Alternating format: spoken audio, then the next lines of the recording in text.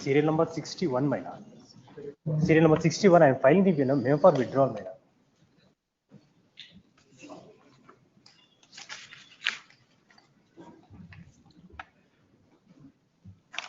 Just shows that.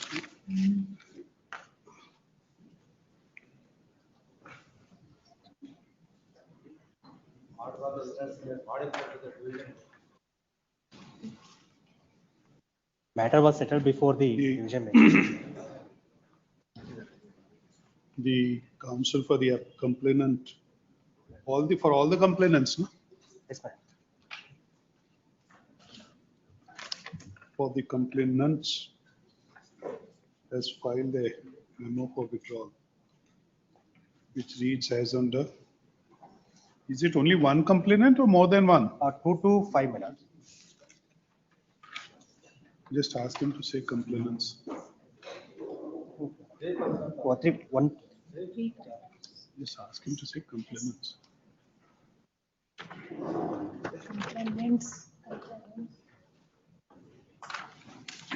Which reads as under, and put your signatures, initial. He reiterates the prayer for withdrawing the appeal, contempt petition. The petition is dismissed as withdrawn. I mean, the other copy also. Yes.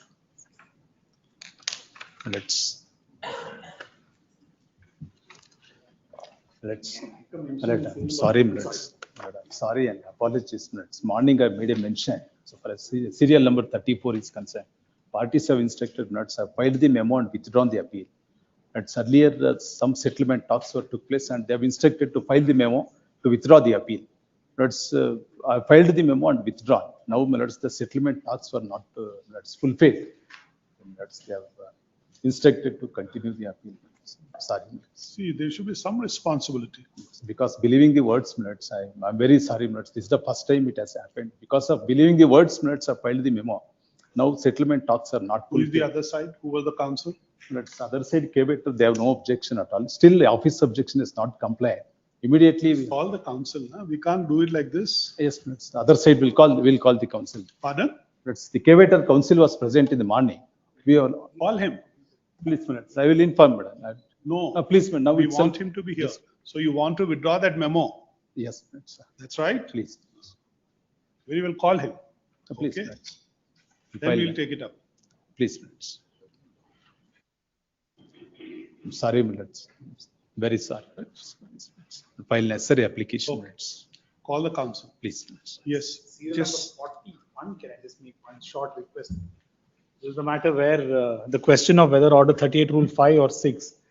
And a learned friend is apparently ready to just make a statement that there will be no alienation of the property. In view of that, my lord, without even going into any aspect of the appeal, if your lordship permit me, I will just withdraw it in view of the submission being recorded. It was my, but unnecessarily, otherwise it's Just say that on the last date of hearing, we passed the following order. Mr. Nandakumar states on instructions from the council, on the instruction from the briefing council, that the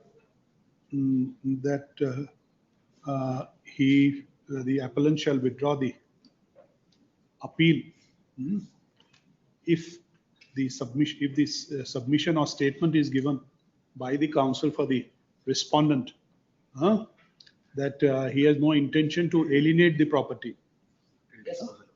Till when? No. I state again that I am not going to send this. I am not going to alienate Till Please. when? till the disposal. disposal of the suit. Till, okay. He has no intention to. Instead of intention, my lord, could it be that he would not, my lord, Huh? not getting into syntax, but could he just say that he would not alienate instead of saying no intention of alienating? He would not alienate. I'm very grateful. He will not alienate the suit property. That's right. There is an application schedule. Property. Please. Till the pendency of during the pendency of the During, suit. very grateful. During the pendency of the COM OS number 891 of 2000. So very grateful. Good stuff.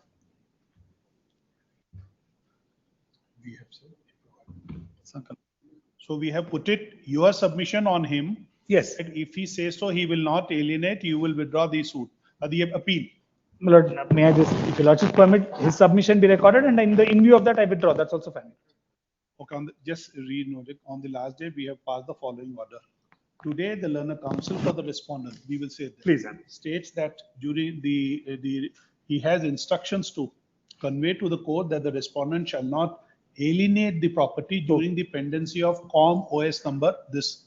Mr.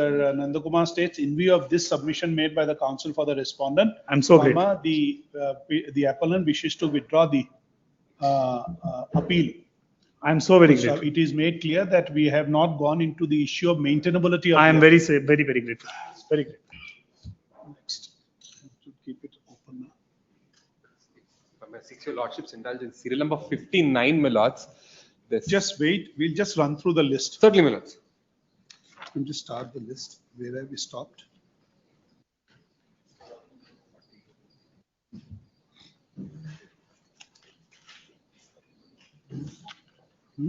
Forty. Acha, now which is 43, now just start. Serial number 43. Shri Puneet, 43.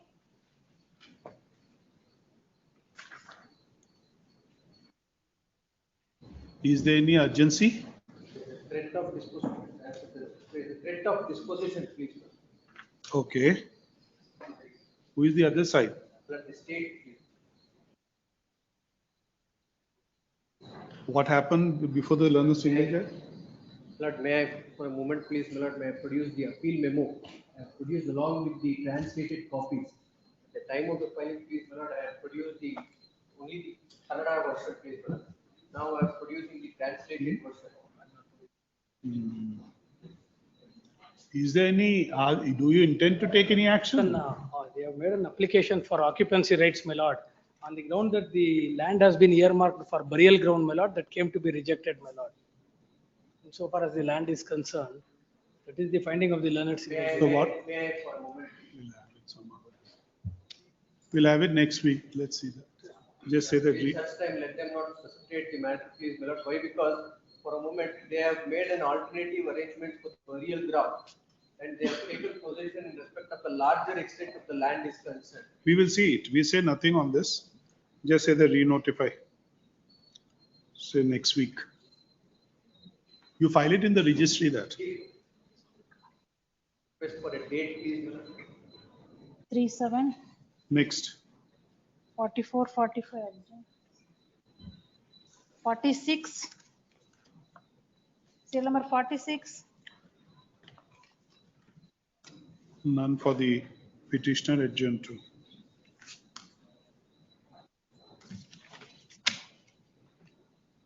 Two 9.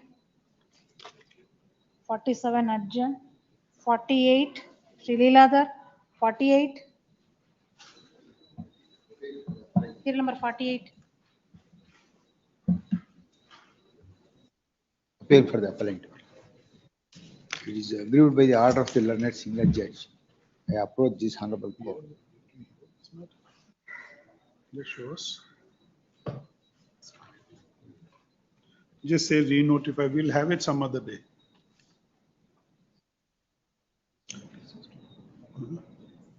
They have been adjourned. 48 plus 48. Just give a date in 48, no? 19. Much over. Next, 59 Arjun. 52. 50, 51 Arjun. 52. Serial number 52 Sri Sagar.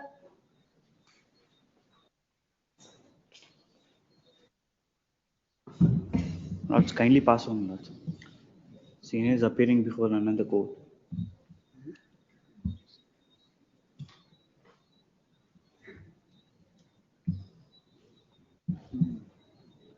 Let him come next time. That's it. Issue notice. Just say issue notice. Returnable on. This would be an appeal, huh? Yes, sir. 52. Next, 15-9. issue notice in WA 146624. 16-9. Serial number 53. Government advocate. None for the appellant, adjourned to. State appeal. Oh, you're there. Kindly have it next. We'll have it re-notify on this. Let him come. We'll issue notice on the Can I delay. take notice on the delay application? Just say issue notice on the delay application. 16-9. 54. Serial number 54. None for the petitioner, adjourned to. 10-9. 55 adjourned. 56 adjourned. 57. 57. Shri Murthy DL. None Name for for the complainant in this matter, my lord. Yes. And I have filed in the year 2007, my lord, my land measuring 9 guntas was acquired by the complainant, my lord, for the irrigation, my lord. Then since 2007, I have made several representation to the accused for payment of compensation, my lord. Just say notice. Mr. Chandrasekhar accept notice. Affidavit be filed within 4 weeks, rejoinder 4 weeks. Any date may be fixed, my lord. 11-9. Obliged. 58. Serial For number the appellant, 58. there is a marginal delay, my lords, in preferring the appeal. Matter arises out of regularization. The next matter, my lords, is the contempt related to the learned single judge's order. I would request your lordships, my lords, to issue notice, my lords, on the Which matter? 58. my lords. 58. 58 point, okay, yeah. So what do you say in the appeal? My lords, my lords, by the order of the learned single judge, my lords, regularization is ordered. My lords, the basis, my lords, for such order, my lords, was an order passed by the state government, my lords, as a one-time measure, my lords. The state government had directed, my lords, the institute for regularization. Subsequently, my lords, that order of one-time regularization, my lords, is withdrawn. This withdrawal, my lords, was not brought to the notice of the learned single judge. So you are for the Institute, my lords. in Respondents appeal. Respondents. In contempt, you are petitioner. My lords, contempt, my lords, I am the accused. Okay. Institute, the director, my lords, of the institute. Now tell us then why this was not brought to the notice of the learned judge. My lords, the institute, my lords, was represented, my lords, by a learned counsel before the learned single judge. My lords, objections, my lords, were not filed, my lords, before the learned single judge, though, my lords, the institute was represented. My lords, the order, the learned single judge, my lords, placing reliance, my lords, on the order passed by the state government, my lords, allowed the writ petition. That order, my lords, is subsequently withdrawn. That, my lords, was not brought to the notice of the learned single judge. So, My lords, now these, my lords, these are not sanctioned posts. Appointment, my lords, was not made by the institute. My lords, earlier, my lords, the district, my lords, Arogya Samiti, my lords, had appointed them, my lords, on temporary basis. Later, my lords, district hospital, my lords, was merged with the institute. My lords, the infrastructure, my lords, of the district hospital, my lords, and the other, my lords, machinery and the infrastructure, infrastructure as such. who appears in contempt? My lords, Mr. Shivram, my lords, appears. I have served copies of the writ appeal, my lords, on him. Just say re-notify. We'll hear you both.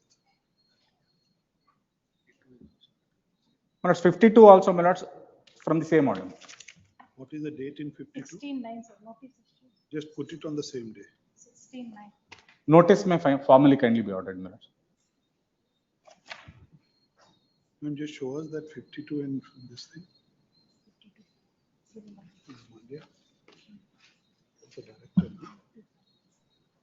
Now the appellant in 52 is the same appellant in Yes, my 58? lords, yes. Issue notice. Obliged. 52 also say issue notice. No, 58 also say issue notice. Obliged.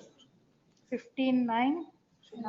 Here in this matter for the appellant. The only point is we are seeking that an expedited direction to dispose of the matter within a short time. That is What is the the only date there? issue. What is the date there? My lords, the matter is going on. It's a 2018 petition.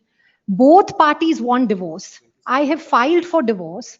The husband has filed a counterclaim for divorce. The parties have been separated since 2016. It's a 2011 marriage. Now from 2016, now my lords, it is at the stage is it my evidence. Petitioner's evidence. Petitioner's evidence, she's the only witness. That can be finished. Then it would only be on the respondent's evidence. Usually there are no other parties. And one thing is there, we don't know, there may be old matters older than 2018 pending. In fact, But the fact remains, when the parties wants a divorce, why don't you file an application and impress upon the court? my lords, we have in fact, the wife has filed for divorce. In the counterclaim, the respondent herein, who is the respondent there, he has also filed a counterclaim for divorce.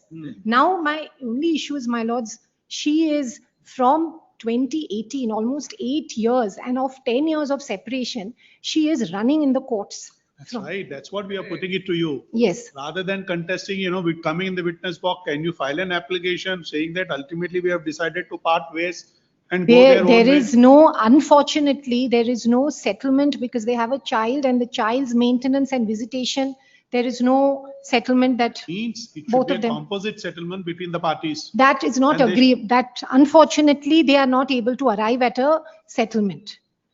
Now, couple of things, my lords. The father or the respondent has not filed any other petition for either guardianship or custody, has only filed applications for custody in this matter. On these grounds, it is being dragged on because, You are ready, we can refer it to mediation, work it out my before lords, the mediation, unfortunately, she's here. I have no difficulty, but I believe they have already gone through it. Must have gone through. You're Yes, right. they have gone through it. There is no difficulty, but they have already gone through it. In fact, the costs have been imposed multiple times on the respondent because he's been dragging and delaying the matter. We were only considering, my lords, requesting, my lords, if my lords can put a 3-4 one. months. You are the respondent? Your Honor, yes. What is your name? My name is Abhinav. Mr. Abhinav, what do you want? Your Honor, I have a child for which the custody order has been granted for me every Sunday, but she is not following the order. If the child is allowed to meet me as a father, he is fully alienated from me from last 1.5 years. Do you have a lawyer? Yes, Your Honor. Kindly give me a date. Today he is not able to come because of a family. But tell us one thing, you have also filed a counterclaim for divorce? Yes, sir. There is also a claim there for divorce. Your only concern is visitation of your child, visitation rights. Now, subject to ma'am, what you say also, Yes. we are just putting it to him. Yes. If you want to settle the issue of divorce and also the visitation rights, would you be agreeable for that? Your Honor, these are not the only cases. She has filed a 498 case. No, it would be a composite settlement with regard to all the pending cases. Would you be agreeable for that? I will give you. But Very- Your Honor, she has to inspire confidence in me because the visitation, not the custody order, every Sunday has been You're given right. in 2019. Since then, she is not following the custody order. I have no confidence on her behavior. Ma'am, how do you answer this? May I answer if for my lords? Since both the parties want a divorce, which on the divorce issue, there is no dispute on both of them. No, ma'am, it has to be composite. Ideally, no, I'm only sharing with my lords. In many cases, in fact, There are instances, we don't. yes, disagree. instances where both parties are agreeable on the divorce, family courts have passed the divorce and let the other disputes continue. Oh, very well. Then you have heard him also. His intent is it should be a composite. We And have his no- concern is the visitation rights also. Yes. That's right. Very We- well. I think then we will hear it. No, we have in principle no difficulty for a composite settlement also. Certainly the best case is a composite settlement, as my lords have stated. Then all matters can be settled. The difficulty only is that the child, he wants certain visitation. Child is in fact not even willing to go because they have separated from the Right. time. Tell us one thing. When Yes. did they had the visitation for the last time with the child? Of which- How many years back? February of this year. How long? How many hours? 2.5 hours in 39 ACMF. Yeah, 2.5 hours. He had supervised visitation with the For child. that? Before that? Before February, 4 June 2024. last year. Last year, June. Barely once or twice a year, he Obviously, sees the we child. don't know. Going by what he's saying is, we don't know who is responsible for this. The, Obviously, the child is not meeting the father. Surely he will be. yes. Now, So- now my only submission, my lords, is the issue of visitation also he has filed. That those visitation orders and any challenge, all of that is going on. Ultimately, my lords, whatever may be the final outcome in a MC petition, in a divorce petition, the family court can only pass directions on the custody, not on guardianship, custody visitation. Ultimately, my lords, that is the only issue left. If my lords were to pass some directions that within certain time frame, in fact, we even took out an RTI on which are the list of cases, where does this case, this is in fact the oldest, one of the oldest cases. We don't know. No, we have got the data. Very well. Only Which are, to now, this is 2018 matter. 2018. Are there any cases which are before 2018? There are very few. There are hardly about 50, 60 cases. Yeah, right, 50, Yes. 60. No, we can't say that, pick it No. up and hear it. No, We can't not say like that. But only some expedited direction. That is the only that. You are keeping. within your rights, ma'am, to make a request to the court. My Court lords, will we look have into made their requests. That is the only issue. If we have made those requests. If my lords could be kind enough to just consider, in fact, my lords, there are even case flow rules which say that certain cases should be finished. My lords are aware of all that. Now, considering this is a matter, my lords, not just of 2018, but where the parties have been separated for 10 years, it's already at the stage of evidence, my lords, she is running pillar to post. He is happy to drag on the matter. In fact, there have been costs imposed repeatedly. Despite so that is the only issue. We filed a writ seeking, yes.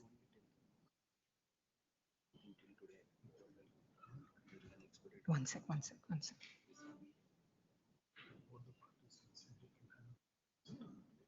Yeah.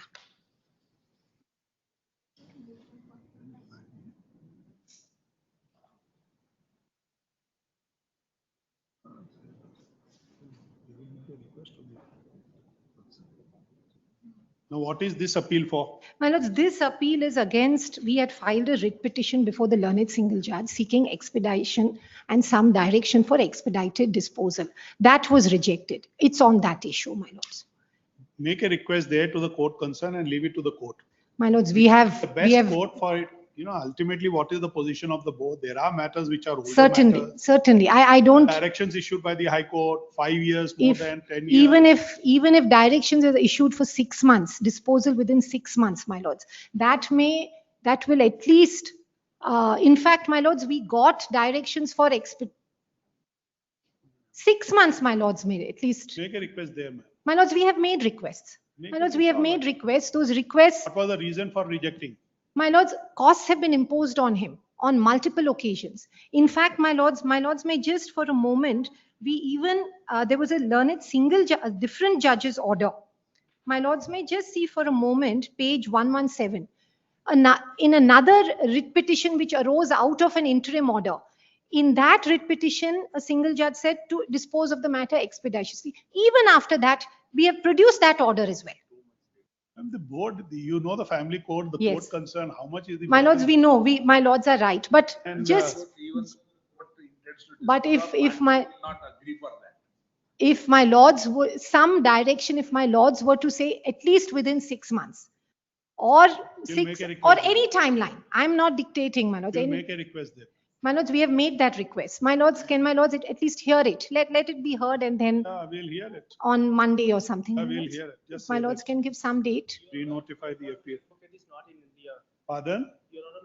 He has not taken an advocate for the last several dates. One Every minute. time notice One is minute, issued. please. Who is your advocate? Now, is he appearing for you? Yes, sir. Very well. We'll give you a date. Please ensure your counsel is here. Your Honor, he is out of India for a family emergency, Your Honor. He will So for come how back. long he's out of India? August beginning, he will be back, Your Honor. We'll give you a date in August, My lords, not. but kindly ensure it the counsel is here. Yes, sir. Or otherwise it could be heard without the presence and we will hear you.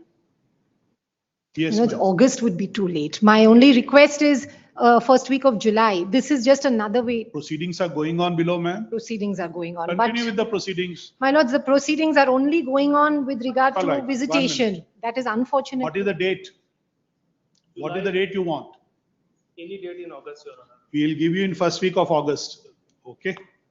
Just say this, respondent appears in person, states that his counsel is out of country. He requests that the matter be fixed in the first week of August.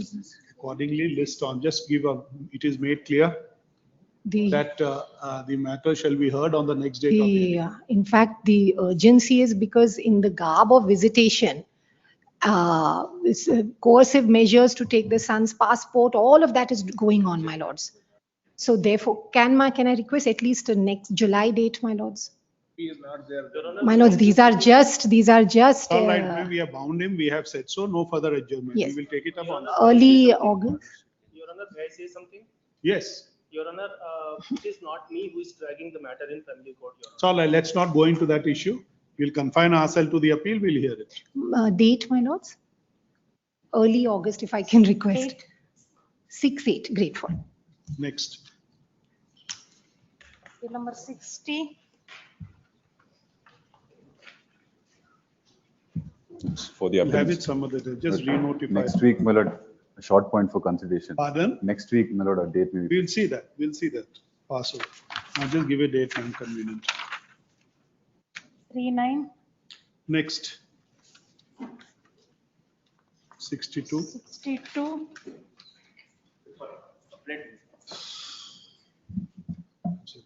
Yes, Lordship, the Labour Court has granted, allow my claim statement partly allowed and give a reinstatement. issue notice on delay application. Issue notice on delay. Please. 69. 63. 63. None for the appellant, adjourn to. 10-9. 64, 65 adjourned. 66. Usman. 66. This may be, it's a fresh matter, no? Issue notice on, will you show us the file? 66. It's a fresh matter.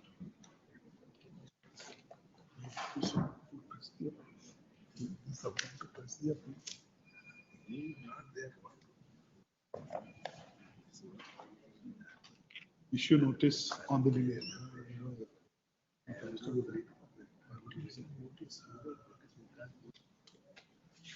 Issue notice on the delay. 69. 67.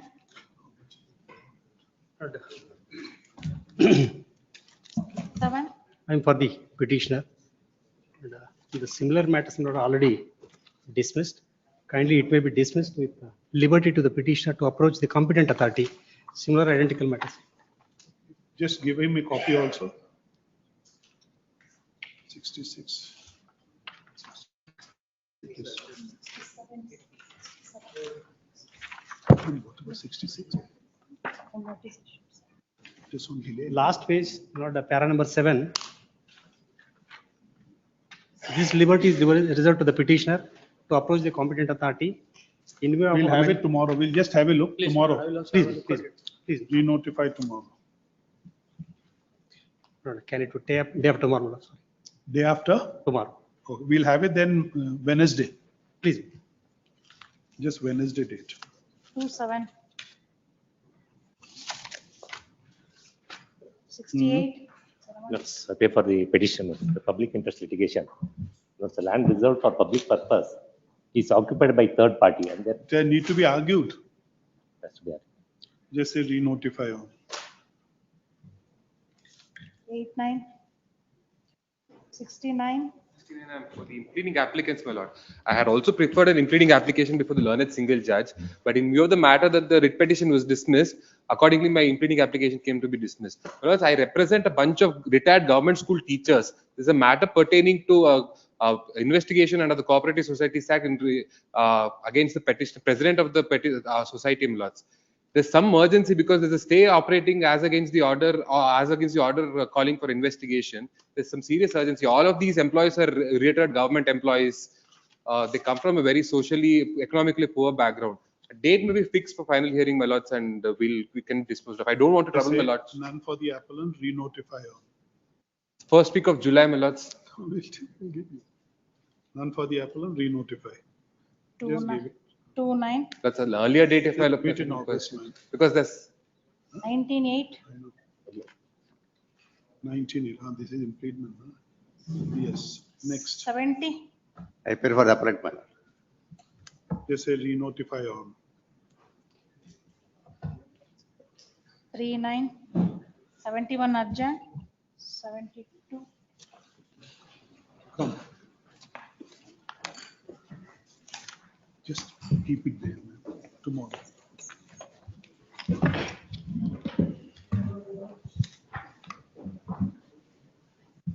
Yes. Just to recapitulate, madam. No need. No need.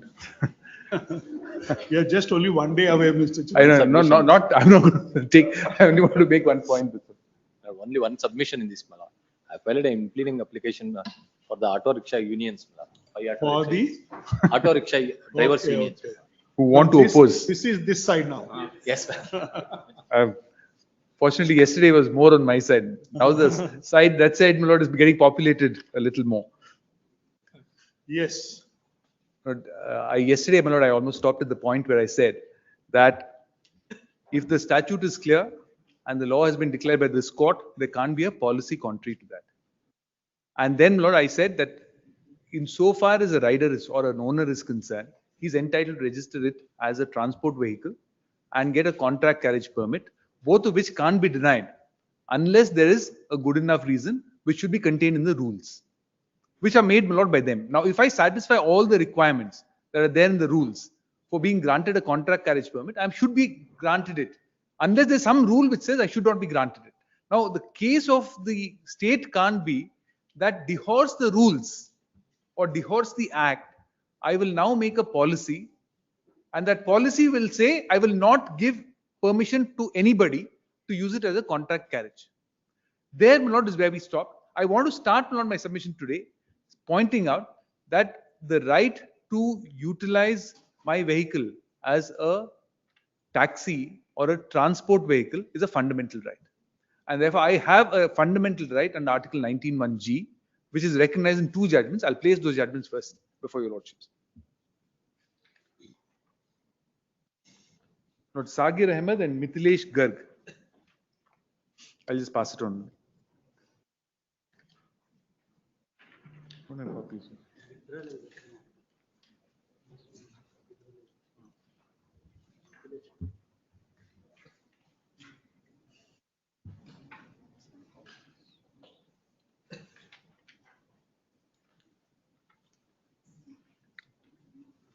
Lord has the first one, Lord, is a constitution bench judgment on under the old act when they were license Raj, and even then, whether to operate a vehicle as a transport vehicle was a fundamental right was a question. In Sagir Ahmed,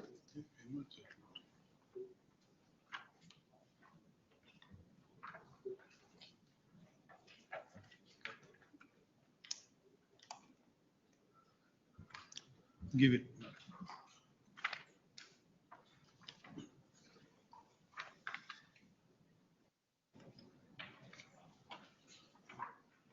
Yes. para 12 on the 4th page.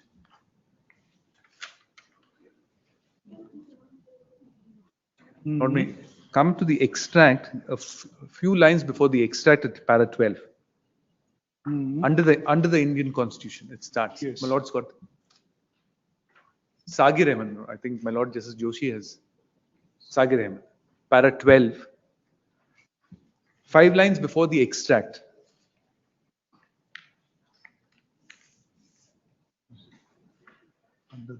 Yes. Under the Indian Constitution, the contract carriers as well as the common carriers would occupy the same position so far as the guaranteed right under Article 19(1)(g) is concerned. Both are liable to be controlled by appropriate regulations under Clause 6 of that article.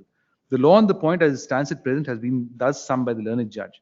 The true position then is that all public streets and roads vest in the state, but the state holds them as trustees on behalf of the public.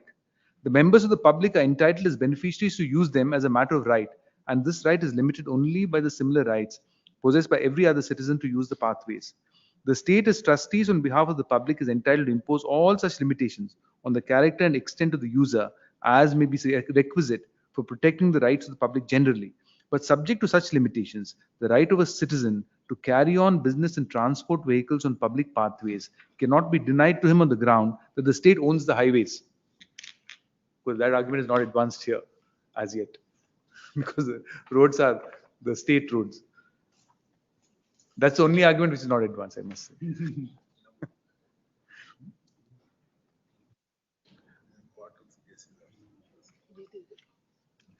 Yes. Para 13, we are in entire agreement with the statement of law made in these passages. Within the limits imposed by state regulations, any member of the public can ply motor vehicles on a public road to the extent he can carry on the business of transporting passengers with the aid of vehicles.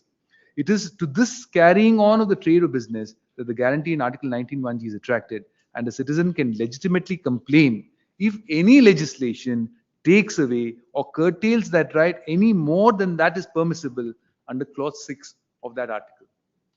Number all reasonable restrictions are contained in the acts and the rules. And the act and the rules prescribe the entirety of what could be done. We have not challenged any of those, nor are we complaining against any of those. Our entire complaint is you are doing something outside it. If the law therefore permits it and therefore enables me, my lord, to exercise freedom of profession or freedom of business, then it is incumbent on the state to take every step to protect that right. The state cannot turn around and do something which will disable that right, which is exactly what's happening today. And that can't be done. Similar, my lord, after the 1988 Act, in the context of motor vehicles, in Mithilesh Garg, I think the other judgment which has been given to your lordship.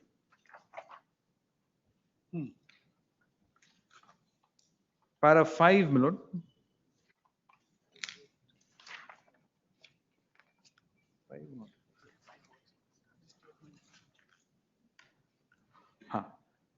Para 5.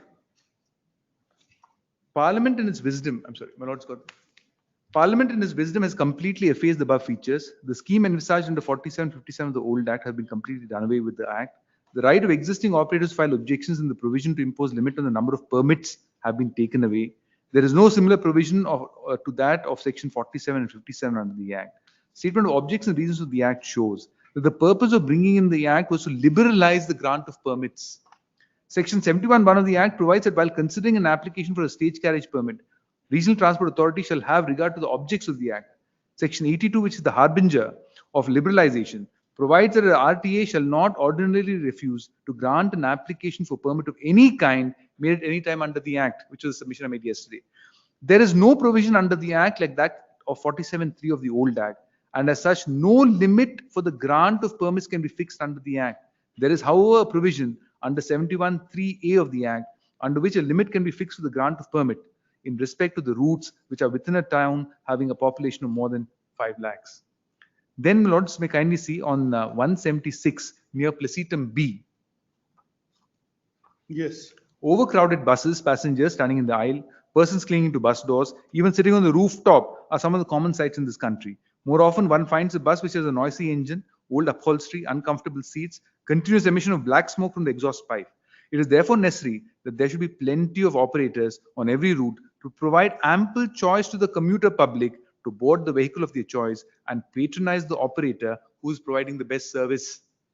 Even otherwise, the liberal policy is likely to help in the elimination of corruption and favoritism in the process of granting permits.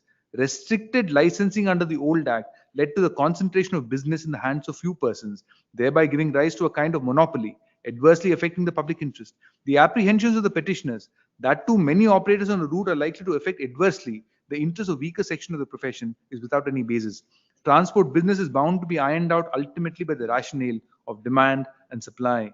Cost of a vehicle being as it is, the business requires huge investment. Intending operators are likely to be conscious of the economics underlying the profession. Only such number of vehicles would finally remain in operation on a particular route as are economically viable. In any case, the transport system in a state is meant for the benefit and convenience of the public. The policy to grant permits liberally under the Act is directed towards the said goal. And then Lord Para 9.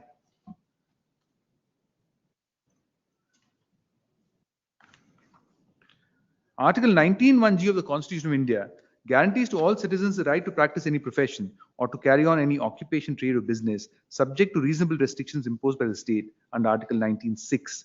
A constitutional bench in Sagir Ahmed, which I read to your lordship, held that the fundamental right under 19(1)(g) entitles any member to the public to carry on the business of transporting passengers with the aid of vehicles. I won't read that extract note. After that, it is thus a guaranteed right to every citizen, whether rich or poor, to take up and carry on, if he so wishes, the motor transport business.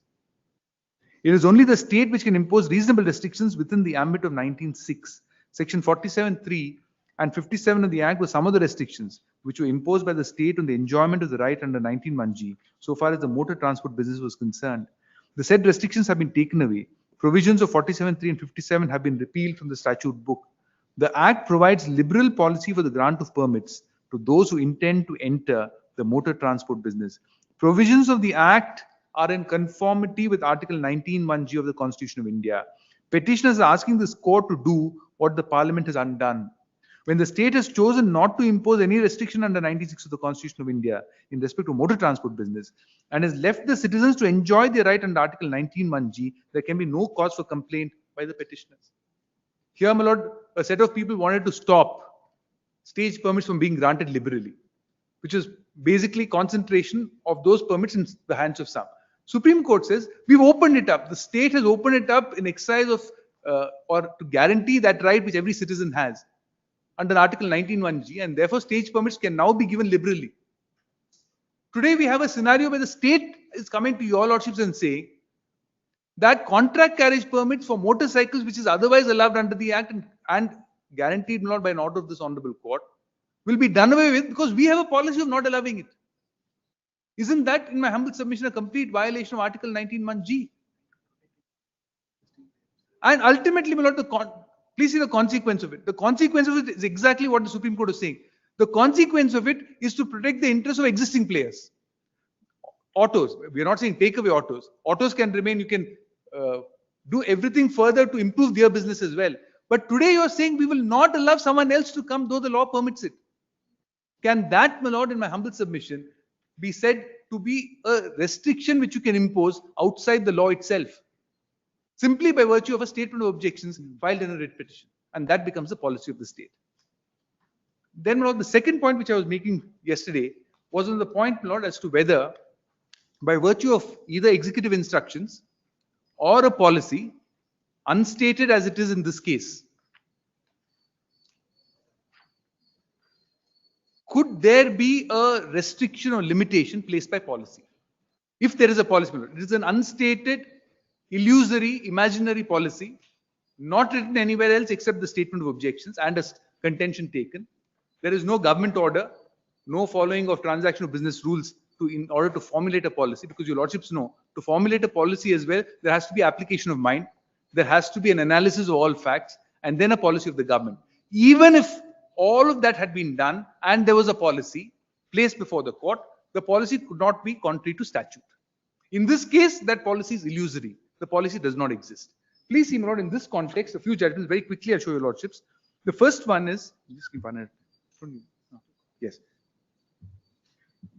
They cannot be, in exercise of an executive power. Yes. They can come out with any policy, restricting it, though the field is occupied under the Motor Vehicles Act. How would you answer that?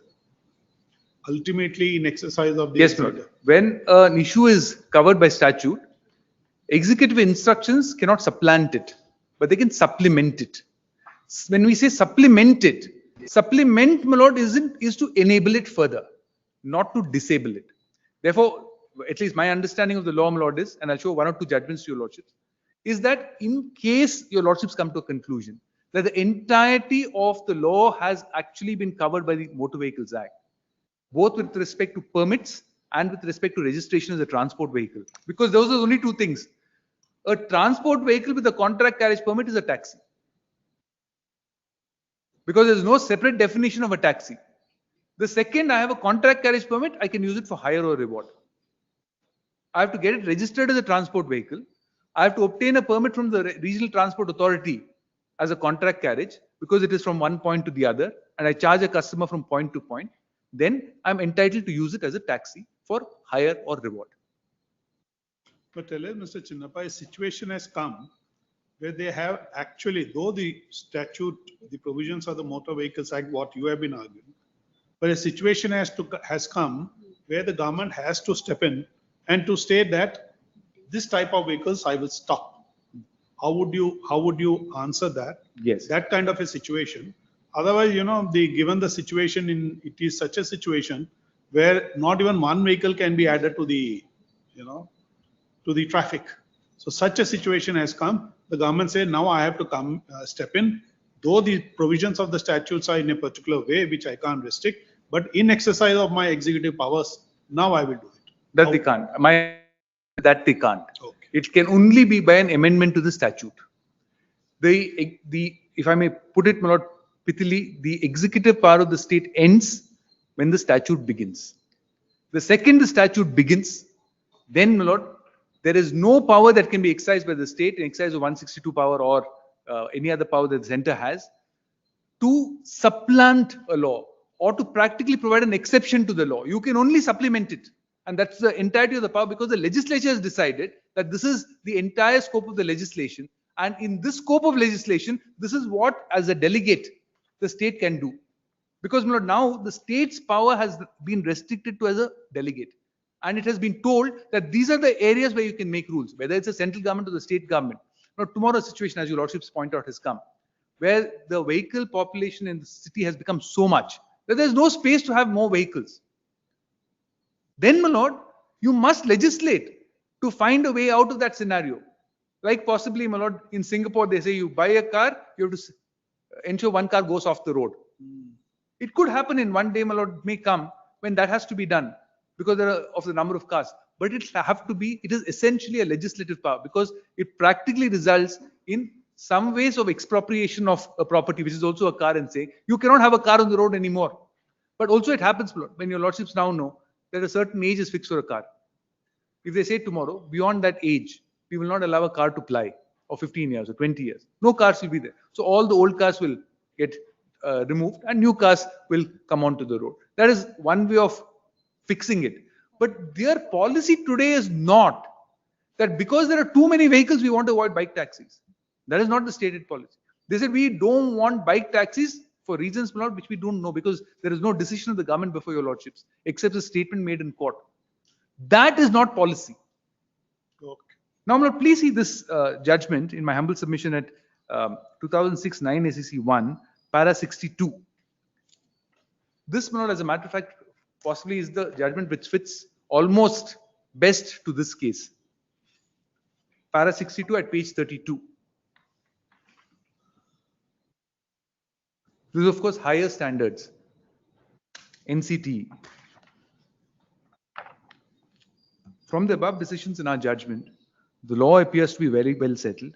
So far as coordination and determination of standards and institutions for higher educational research, scientific and technical institutions are concerned, subject is exclusively covered by entry 66 list 1 of schedule 7. State has no power to encroach upon the legislative power of parliament. It is only when the subject is covered by entry 25 of list 3 to the constitution that there is a concurrent power of parliament as well as the state legislatures. The appropriate acts can be made by the state legislature, subject to limitations and restrictions under the constitution. I'm sorry. Oh, I'm so sorry. Nothing between us. Oh, I see. I thought I was reading with you, Lord. No, it's all right. That. No. Yeah. The moment you say Sandhyaneshwar, I went to the appearance, that's all. Oh, I see. Let me see. This is in context of NCT. NCT. That's right. Yeah, go ahead. Now, please see para 63, my lord, on this occupied argument. In the instant case, admittedly, Parliament has enacted the 93 Act, which is in force. The preamble of the Act provides for establishment of NCTE with a view to achieving planned and coordinated development of the teacher education system throughout the country. Regulation and proper maintenance of norms and standards in the teacher education system and for matters connected therewith. With a view to achieving that object, NCTE has been established at 4 places by the central government. It is thus clear that the field is fully and completely occupied by an Act of Parliament and covered by entry 66 of list 1 of schedule 7. It is therefore not open to the state legislature to encroach upon the said field. Parliament alone could have exercised the power by making appropriate law. In the circumstances, it is not open to the state government to refuse permission relying on a state act or on policy consideration. Even otherwise, in our opinion, the High Court is fully justified in negating the argument to the state government that permission could be refused by the state government on policy consideration, which is the argument here. As already observed earlier, policy consideration was negative by this court in so and so, as well as Jai Kokul Education Trust. Then PC 68. In view of the fact, however, that according to us, the final authority lies with NCT, and we are supported in taking that view by various decisions of this court. NCT cannot be deprived of its authority or power in taking an appropriate decision under the Act, irrespective of absence of no objection certificate by the state government or union territory. Absence or non-production of NOC by the institution, therefore, was immaterial and irrelevant so far as the power of NCT is concerned. Here, my lord, what happened was, I don't know if your lordships are aware of this. Go ahead, go ahead. The case where No, your lordship sir, said go ahead. No, it's all right, Mr. Don't go I ahead. see, okay. Go ahead. That- It was basically interplay between the NCT regulations and the state government policy. Correct. Not to allow a teacher education institution to come in. Exactly. And what the Supreme Court said, when the power lies, the field is occupied by the NCT regulations. You have no authority to say that I will not allow. Correct. That will have And my lord, in this case, I'm sorry. Overriding effect, which is what I'm also saying, which is, my lord, a classic scenario where, in this case, without the permission of the state government, they had set up institutions. And they said, we have set up institutions on the basis of the consent given to us by NCT. Quite something like ours, where on the basis of the law that exists, we are all saying we are entitled to apply as motorcycle taxis. And then Supreme Court said we can't interfere and now say stop. Because you've already invested, you've spent money, and you set up these institutions on the basis of the law that governs, not on the basis of a policy that the state then decides to say you need an NOC from us before you establish a college here. Therefore, what I'm only pointing out is this somehow matches in almost on all fours, if I may say so, with what the state government is saying here. On the first date, when your lordship asked them the question, can you register a vehicle as a transport vehicle and grant a contract carriage permit? They said yes, but we don't want bike taxis. But there's nothing else but that which is a bike taxi.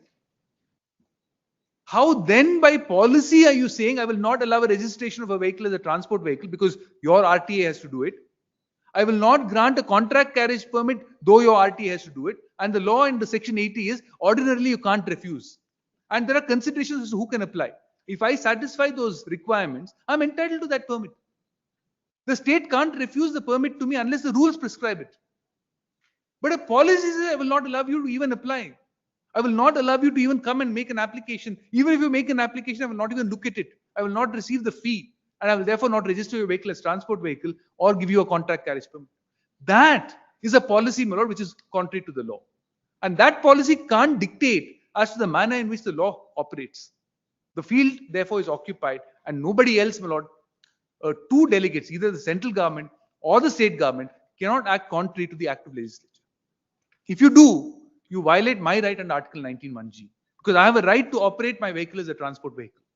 And that right, in my humble submission, is subject only to the restriction under 19(6), which is by law prescribed. Where, my lord, I ask myself, is a policy coming in beyond the law?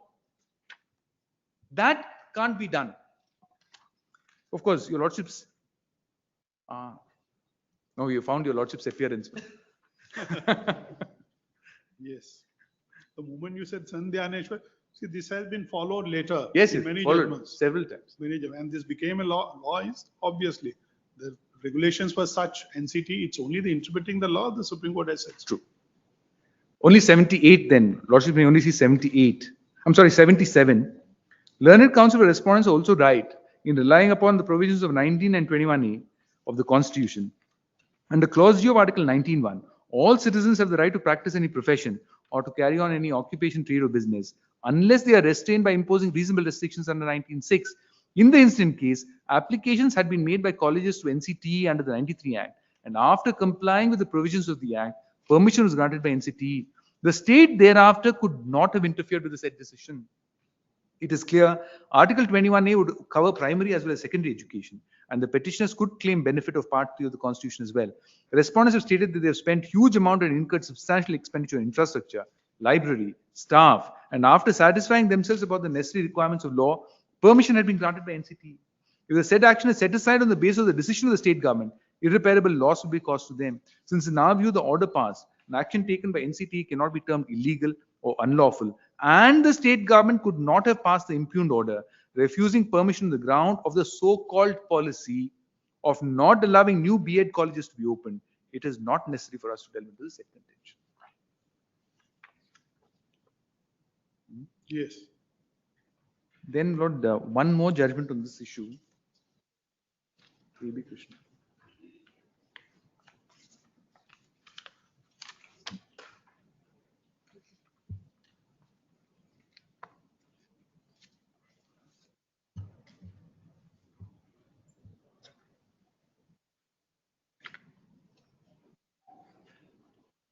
This, my lord, was in Article 309 and rules made under 309, and whether rules can be made under 309 when it is already occupied by a state legislation.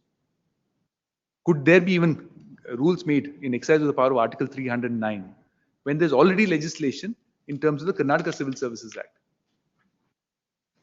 That, my lord, was answered saying you can't. Therefore, even the constitutional power to make rules exists only if there's no legislation operating in the field.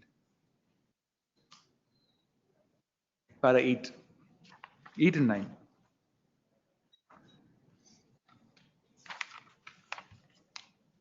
Fire services under the state government were created and established under the Fire Force Act 1964 made by the state legislature. It was an exercise of the power conferred under Section 39 of the Act that the state government made service rules regulating the conditions of the fire services. Since fire services had been specifically established under an act of legislature and the government in pursuance of the power conferred upon it under that act had already made service rules, any amendment in the Karnataka Civil Services General Recruitment Rules would not affect the special provisions validly made for fire services. As a matter of fact, under the scheme of Article 309 of the Constitution, once a legislature intervenes to enact a law regulating the conditions of service, the power of the executive, including the president or the governor, as the case may be, is totally displaced on the principle of doctrine of occupied field. If, however, any matter is not touched by that enactment, it will be competent for the executive to either issue executive instructions or to make a rule under Article 309 in respect to that matter. It is no doubt true the rule-making authority under 309 of the Constitution and Section 39 of the Act is the same, namely the government, to be precise, the governor under 309 and the government under 39, but the two jurisdictions are different. As has been seen above, power under 309 cannot be exercised by the governor if the legislature has already made a law and the field is occupied. In that situation, rules can be made under the law made by the legislature and not under Article 309. It has also to be noticed that rules made in exercise of the rule-making power given under an act constitute delegated or subordinate legislation, but the rules under 309 cannot be treated to fall in that category, and therefore on the principle of occupied field, the rules under Article 309 cannot supersede the rules made by the legislature. Next. Now, my lord, when policy decision is contrary to law,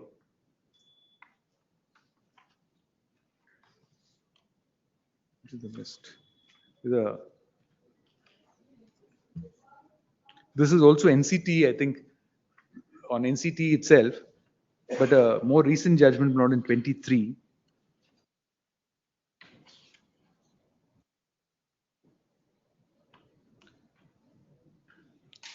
May I request Manoj to kindly come to para 70.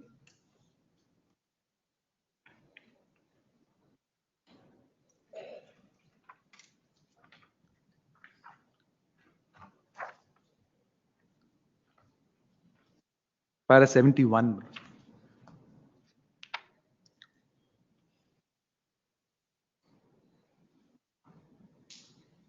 We have absolutely no doubt in our minds that policy decisions of the government should normally not be interfered with by a constitutional court in exercise of its power of judicial review. At the same time, if the policy decision itself is contrary to the law and is arbitrary and irrational, powers of judicial review must be exercised.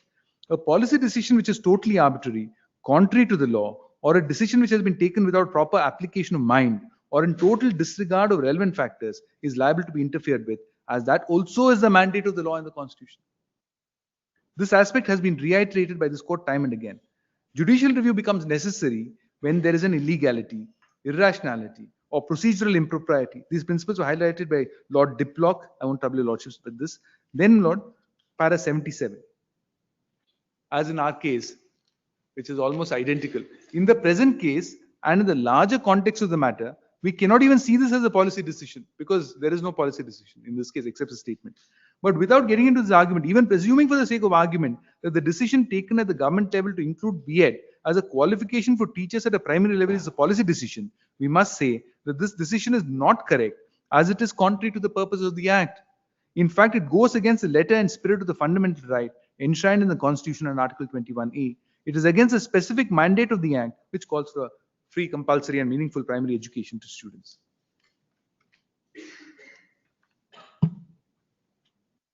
But does it say, the judgment say it's when the field is occupied by the NCT Act and the regulations, this policy decision cannot stand? Does it say so? It does.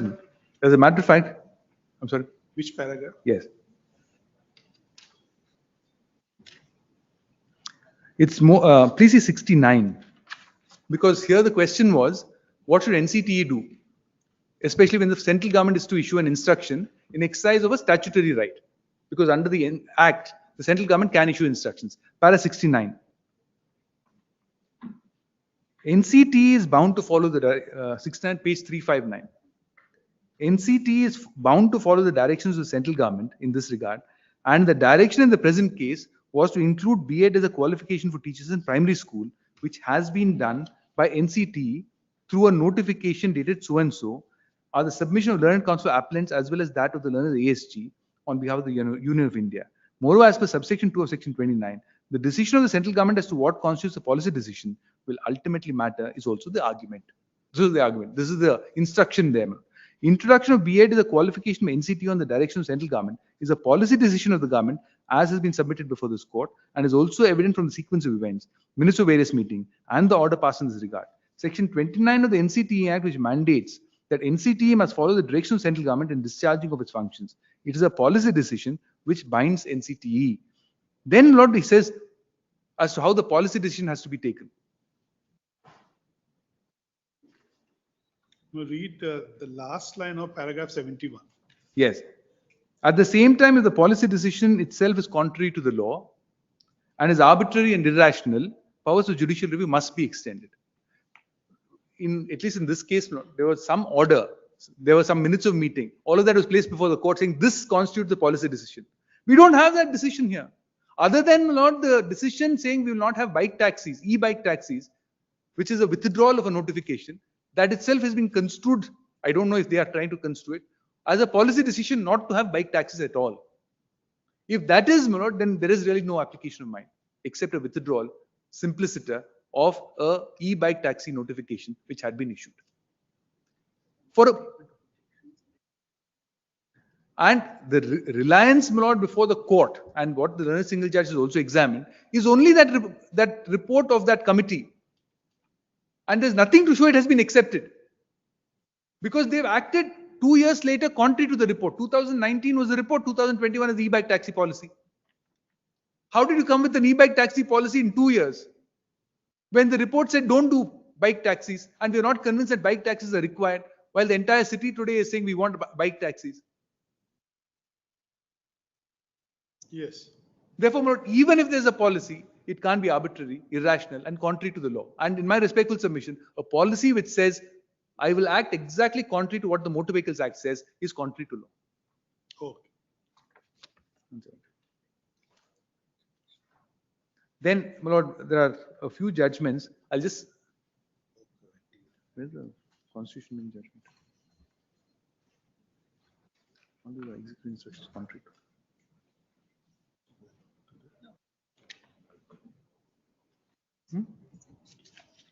Be presidential for. Okay.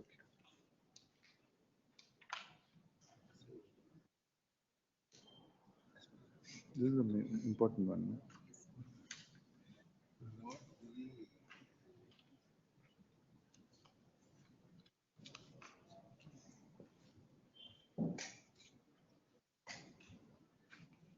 Yes.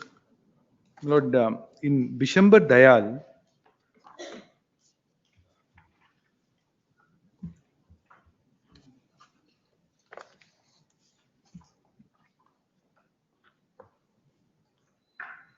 on considering section 73 and article 173 and 162 of the Constitution, this is what the Supreme Court has said. Because this has to be an exercise of power under 162 for the state. That's right.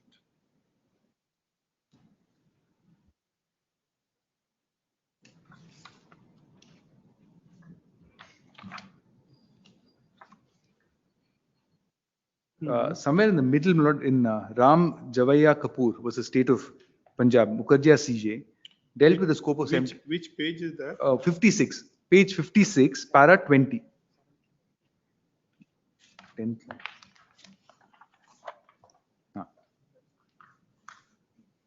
It says just above in Ram Javaiya Kapoor, in the middle. The executive power of a modern state is not capable of any precise definition. In Ram Javaiya Kapoor, a state of Punjab, Mukherjee CJ dealt with the scope of 73 and 162.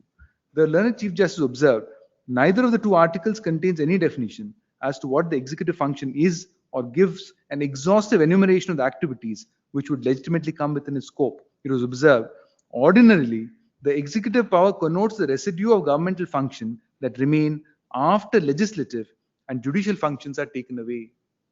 It is neither necessary nor possible to give an exhaustive enumeration of the kinds and categories of executive function which may comprise both the formulation of the policy as well as execution. In other words, the state in exercise of its executive power is charged with the duty and the responsibility of carrying on the general administration of the state. So long as the state government does not go against the provisions of the constitution or any law, the width and amplitude of its executive power cannot be circumscribed. Then, my lord, 27. The quintessence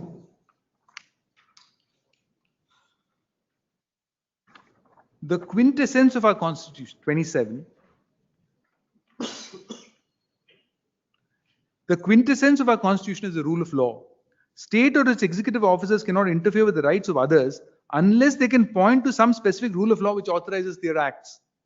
In State of MP versus Thakur, the court repelled the contention that by virtue of Article 162, the state or its officers may, in the exercise of executive authority, without any legislation in support thereof, infringe the rights of citizens merely because the legislature of the state has power to legislate in regard to the subject on which the executive order is issued. It is observed, every act done by the government or its officers must, if it is to operate to the prejudice of any person, be supported by some legislative authority. The same principle was reiterated by the court in Savant Singh. And then, Lord, on the specific issue arising there, the court examined it. Yes.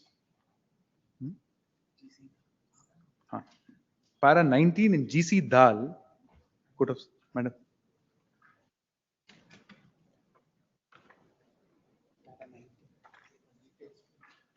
This is on what can be done, Lord, when there is a statute.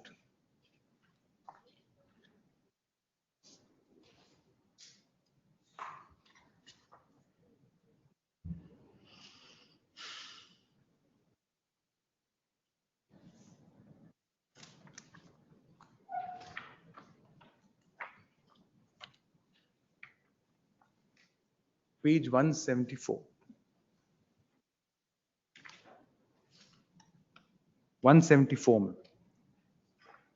This also seems to indicate as to how wrong the state is in our case. The second ground on which the full bench is sought to invoke the instructions is also not correct. Executive instructions can supplement a statute or cover areas to which the statute does not extend, but they cannot run contrary to statutory provisions or whittle down their effect. The full bench seems to think that unless the instructions are brought in, the notifications would have been in danger of abuse for want of proper guidelines as to the grant of exemption certificates. It is suggested that the notification contemplates rules to be issued for the purpose, and since no rules had been issued, Director of Industries were left with no parameters for the issue of exemption certificate and might act capriciously or arbitrarily in granting or refusing certificates. The instructions, it is said, have been issued to fill in this lacuna and are hence valid. There are two misconceptions in this line of reasoning. The first is that though the last few words in column 3 of the notification are capable of a wider meaning, it will appear that these words govern only the immediate preceding words. Rules envisaged are not in relation to the grant of exemption certificate and conditions therefore, but in respect to the circumstances in which the SSCs can exercise the option between exemption and deferment of sales tax. This view derives support from the instructions of 83. As pointed out earlier, instructions first set out the scope of the various notifications as granting exemption from sales tax. The instructions thereafter proceed to say, and so on. Then, Lord, on page 176, on this instructions, the court then answers it, between placetum C and D. Only instructions were issued, it says. Only instructions were issued. These instructions say that even an SSE who fulfills all the requirements of the notification will not be eligible for exemption unless he fulfills one more condition outside the notification. They travel beyond and counter to the notification. They restrict the scope of exemption under the notification. They deny exemption to a person who qualifies for it under the statutory notification. Indeed, there is force in the contention that if the statutory notification is construed as permitting the state by rules or executive instruction to prescribe other conditions for exemption, whether new or based on past practice, it is liable to be struck down on the ground of impermissible delegation of legislative power to the executive. This certainly they cannot do.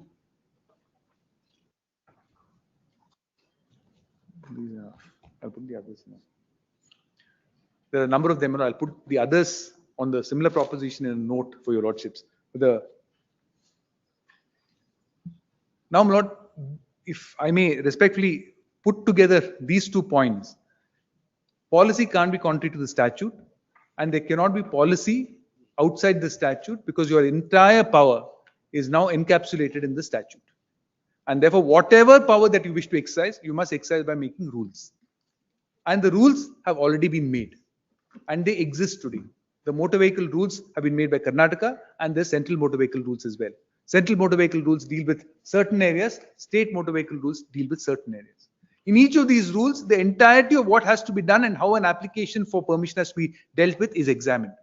Once all that is done, those, my lord, are, if at all, reasonable restrictions under Article 19(1)(g). And there cannot be anything over and beyond it. Today, by virtue of an action taken by the state, you have disabled a citizen from exercising that right. My right to register my vehicle as a transport vehicle in my respectful submission is a right emanating from Article 19. My right for a contract carriage is a right that emanates from Article 19(1)(g). And both of them are protected by statute, and which is why Supreme Court said that right of every citizen to ask for a stage carriage permit is protected by statute. And that is a right which I have today. If I have that right and you disable my exercise of that right, then you cannot complain if there is any violation. You have brought about the situation today where, my lord, people are operating bike taxis because you refuse to give me permission. I have applied. I have written, my lord, there are documents on record to show that I wrote to the government saying I want to convert my vehicle from a non-transport vehicle to a transport vehicle and apply for a contract carriage permit because the judgment of the division bench authorizes me to do so. And the law says so. They don't allow it. They come to your lordships and say we will not allow it. If they take such a position, they have disabled my right under Article 19(1)(g). And today I ask myself, is it open for the state then to complain that there is a violation by somebody of what I disabled?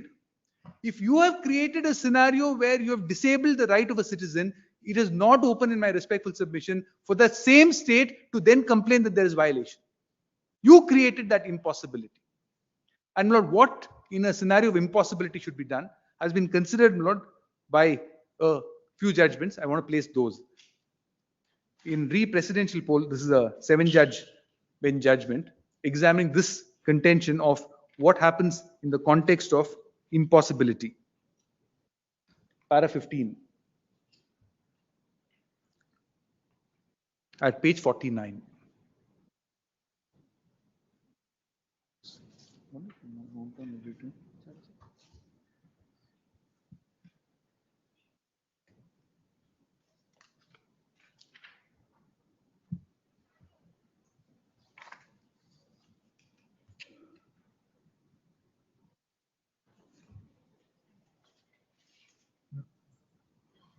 Para 15 minutes.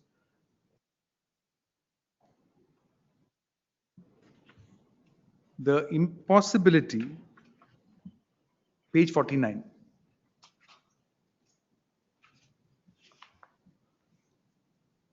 the impossibility of the completion of the election to fill the vacancy in the office of the president before the expiration of the term of office in the case of death of a candidate, as may appear from Section 7 of the 1952 Act, does not rob Article 62(1) of its mandatory character. The maxim of law impotentia, excusat legem, is intimately connected with another maxim of law, lex not cogit ad impossibilia. Impotentia excusat legem is that when there is a necessity or invincible disability to perform the mandatory part of the law, that impotentia excuses. The law does not compel one to do that which cannot possibly perform. Where the law creates a duty or charge and the party is disabled to perform it without any default in him and has no remedy over it, then the law will in general excuse him. Therefore, when it appears that the performance of the formalities prescribed by a statute has been rendered impossible by circumstances over which the persons interested had no control, like an act of God, or if I may say so, an act of state in this case, the circumstances will be taken as a valid excuse. Where the act of God prevents the compliance with the words of a statute, the statutory provision is not denuded of its mandatory character because of supervening impossibility caused by the act of God. This, my lord, has been fully examined in a more recent judgment in Arjun Pandit Rao.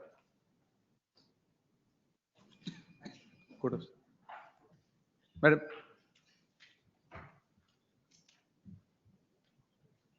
in the context of 65B of the Evidence Act, that is of obtaining secondary evidence and consequence of not being able to get the certificate under 65B as to whether evidence can be eschewed thereby in a criminal proceeding, of course.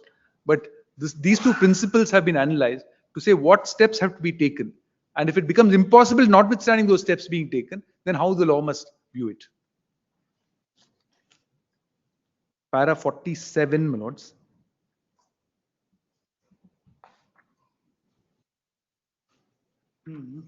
At page 46. How a caveat must be entered here. The facts of the present case show that despite all efforts made by the respondents, both through High Court and otherwise to get the requisite certificate under Section 65B of the Evidence Act from the authorities concerned, yet the authorities concerned willfully refused on some pretext or the other to give such certificate. In a fact circumstance where the requisite certificate has been applied for from the personal authority concerned, and the personal authority either refuses to give such certificate or does not reply to such demand, party asking for such certificate can apply to the court for its production under provisions aforementioned in the Evidence Act. Once such application is made to the court, and the court then orders or directs that the requisite certificate be produced by a person to whom it sends a summons to produce a certificate, the party asking for the certificate has done all that he can possibly do to obtain the certificate. Two Latin maxims become important at this stage. The first is lex non cogit ad impossibilia, that is, the law does not demand the impossible. Impotentia excusat legem, that is, when there is a disability that makes it impossible to obey the law, the alleged disobedience of the law is excused. This was well put in presidential poll in re as follows, which I just read to my lords. I won't trouble lordships again with that, but please come after the extract of the paragraphs on page 47. It is important to note that the provisions in presidential poll in re was also mandatory, which could not be satisfied owing to an act of God in the facts of that case. These maxims have been applied by this court in different situations in other election cases. These Latin maxims have also been applied in several other contexts by the court. In Cochin State Power versus State of Kerala, a question arose as to the exercise of an option of purchasing an undertaking by the State Electricity Board under Section 6(4) of the Electricity Act. The provision period then, of course, is on that particular situation where they applied the principle of lex non cogit ad impossibilia.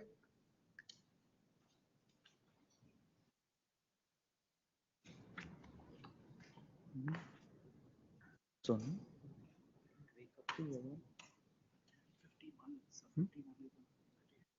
oh, I'm sorry, it's para 51, Lordship, may kindly see para 51.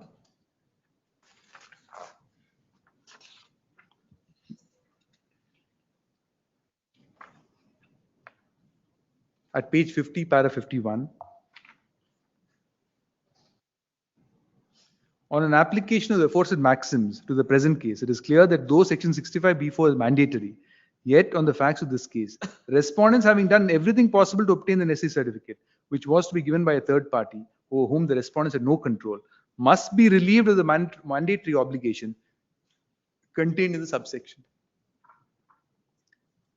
Now, my lords, I ask for a transport registration. I ask for contract carriage permit. This honorable court, my lord, said, declared the law that I am entitled to it. I went to the state and made requests. State refused by simply not considering. And when we filed a writ petition to give effect to it, they took a position before the court that we will not give it. Notwithstanding the requirement of the law that they must give it, and permissions must be granted as held by the Supreme Court as being a fundamental right. They disabled it. Having disabled my right to obtain it, when I'm willing and ready to take it, is it open for the state to then complain? How are you then proceeding to use your taxi as a bike taxi? But you did not allow me to do it. You created an impossibility of a scenario. Having created that impossibility, you are now complaining that I'm using my bike as a bike taxi. And then you say you can't even aggregate it. Notwithstanding the policy, which I'll just show you, lordships, and that is how I'll ultimately sum up, because I'm sure the aggregators will have many more things to say. But in my humble submission, the aggregator rules permit of it.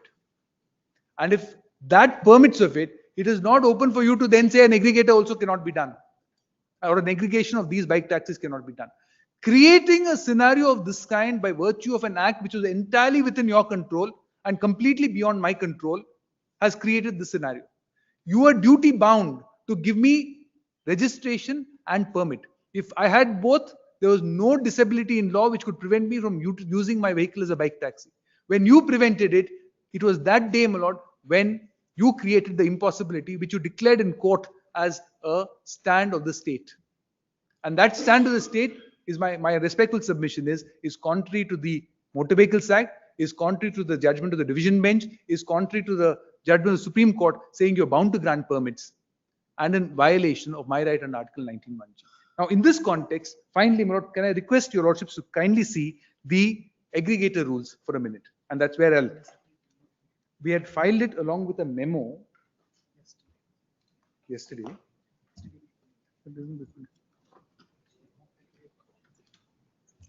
Yes, yesterday's memo. Yesterday we filed it with the communication.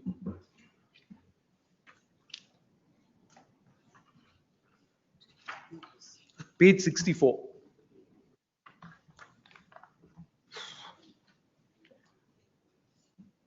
My lords have it. Which clause is this? Yes, ma'am. If my lord kindly comes to the definition. We have in the motor vehicle rules. Oh, yes. No. Your lords have the aggregator rules? Yes. This car on-demand transport. Yes. That's the same. Yes. 2016. Yes, ma'am. Same. That, of course, is subject matter of a challenge. Portions of it were quashed. It is pending before a division bench of this honorable court, where an interim order has been granted, restraining the state from taking any precipitative action against any party. So that order still continues insofar as aggregators are concerned. In this context, now please see the definition of an aggregator in 2.2. 2.2 is aggregator.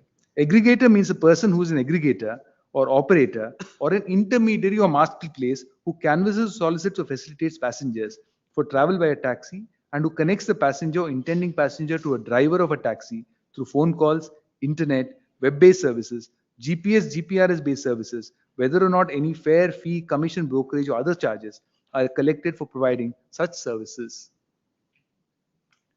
Then please see the definition of taxi, my lord. What is a taxi? 2 subsection 7. Taxi means a motor cab having a seating capacity not exceeding 6 passengers, excluding the driver, with public service permit on contract.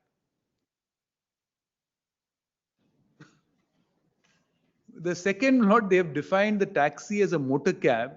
Your lordship recollect the definition of motor cab. It's a vehicle used for hire which carries up to 6 passengers. Once this rule is already in place, which permits aggregation of taxis, which are motor cabs, you have covered this field as well by virtue of rules, by defining it as a taxi as a motor cab and adding the words, not extra. It's really a surplusage in some sense. Because motor cab is already defined in the Motor Vehicles Act as a vehicle which carries up to 6 passengers.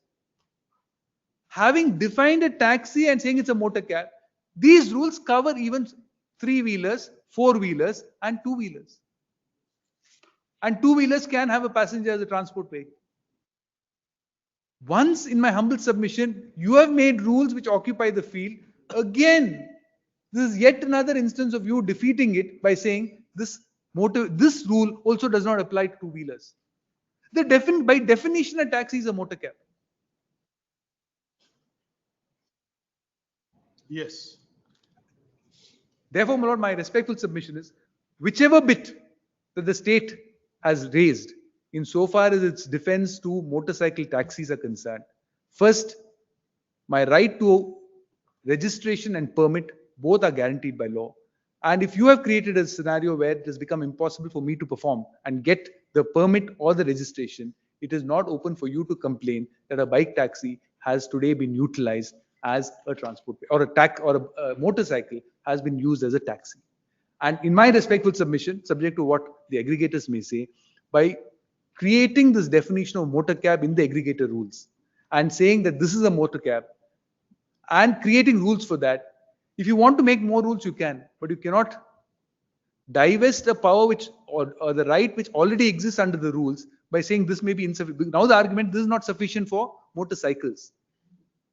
Well, that really is your domain. You have to then take into consideration that, make rules.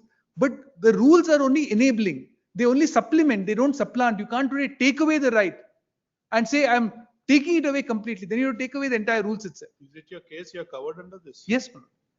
My case is aggregators are covered under these rules. And therefore, when I subscribe to an aggregator and say that I want my bike to be shown in their platform as available to the general public, I'm not committing anything wrong. I'm doing exactly what the law prescribes. Now, if you want to add more protection, if the state wants to add more protection with respect to motorcycles, you're entitled to do it. Without being governed by these rules, he can still ply it a motorbike as a taxi? Yes, yes. If I'm not, which is why I respectfully submitted, there are two parts to it. These are aggregator rules. These are rules made to aggregators to govern them. My right to operate as a taxi requires only two things: registration as a transport vehicle and a contract carriage permit. With that, I can operate. Whatever conditions you have and which you have prescribed under the rules, you can add as a permit condition to the contract carriage, and I become a bike taxi. A aggregator does nothing more than aggregate these taxis and offer it as one package to the consumer. Therefore, I ask myself, what was wrong in what has been done if the doctrine of impossibility is adopted? In my respectful submission, you brought it on yourself. If the state has brought it on itself by creating this situation, notwithstanding an order of the division bench, it cannot be seen to complain that a bike taxi is causing any difficulty in the state of Karnataka. And finally, my lord, I don't think anyone can dispute that today, in 2019, when bike taxis were not even there, someone said we don't want bike taxis. Or a committee said we don't even want bike taxis. In 2024, you say you've taken a call on this by eliminating e-bike taxi scheme. I can only think of congestion, cost, convenience. The 3 C's. Congestion, cost, and convenience. These ultimately are the hallmark of any growing city. There may be population, and the reason why we have more traffic in our city today is because people from all over are coming to our state and staying here. And that's the greatness of our state, because they come and they want to stay in our state. And if population increases and there are more vehicles, we have to provide for it, because there is an indication of growth of economy. You cannot turn around and say that I will now retard economy because I believe, without any basis whatsoever, nothing has been indicated to the court as if some major study has been conducted to find out the merits or demerits of e-bike taxis or bike taxis. None of that done. Simplest a policy declaration in a court of law, not outside, that we will not have bike taxis. Can that ever be sustained? And the order on the basis simply of a statement of that kind made before the court, in my humble submission, should result in this order of the learned single judge also being set aside. I'm very grateful to them. For the aggregators start was since I am canvassing identical issue. Because I am for the bike drivers association. Mr. Chinappa was arguing for two individuals because I am arguing for 5,000 members who either are, they're all drivers, they may be owners of the bike or they may have. Because I would not supplant, I will only supplement. It should not take me more than 20-25 minutes. And my lords, in the previous petition, I'm appearing for one of the impleading applicants on this side. So whenever my lords feel that whether the impleading applicant should be. My lords, wow, this IA number 5 is for a commuter, for a woman commuter. IA number 5. Main appellants have to argue. Longer applications. Just to simplify for your lordship, there are three kind of people here on this side. One is lords the bike. We want a continuity in the sense. That's right. That's right. Since that was part of the field. Lordship. So we complete this and then start with yours, or how we go?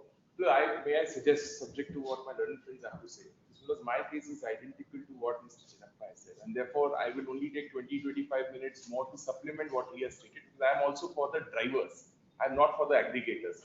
So therefore, if that sense there is commonality. Yes, so there would be continuity in what has already been placed for your lordships. I will only supplement with certain aspects which I would like to highlight. That's what. Therefore, because I seek if I can.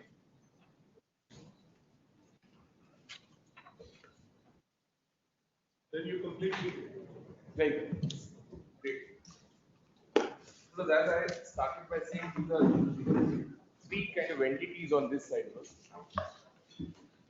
One being the bike taxi driver, other being the commuter, the third being the aggregator. On the other side, lordship has seen the state and now the auto union, which makes it clear, my lords, why all of this is causing trouble to the state. My lords, to begin with, may I say, my lords, the state's case is absolutely in vacuum. There is no policy, there is no regulation, there is no executive order before your lordships. If there was a policy that was notified, if there was an executive order that was notified, that would have been tested in a writ petition, we would have come before your lordship. Your lordships would have tested whether that executive order or that policy can be sustained or not. So therefore, lords, while Mr. Chinappa has shown to your lordships that it could not be in contravention of what the statute provides, my respectful submission is it's actually in complete vacuum. There is no such policy that exists on ground. There's nothing that has been notified. In fact, to the extent that I had in fact mentioned yesterday, that the so-called policy which the state is relying on before the court of law, and in fact the single judge relies on the policy, is based on an expert report which confines the study only to Bangalore, whereas the question before your lordship pertains to the whole state. That itself shows, lords, that how half-heartedly all of this is being done by the state. Now, lords, I'll start by taking your lordship to Rule 58 and 59 of the Karnataka Motor Vehicles Rules 1989. I'll just make, lords, very basic elementary arguments to show, lords, that in fact state has no case.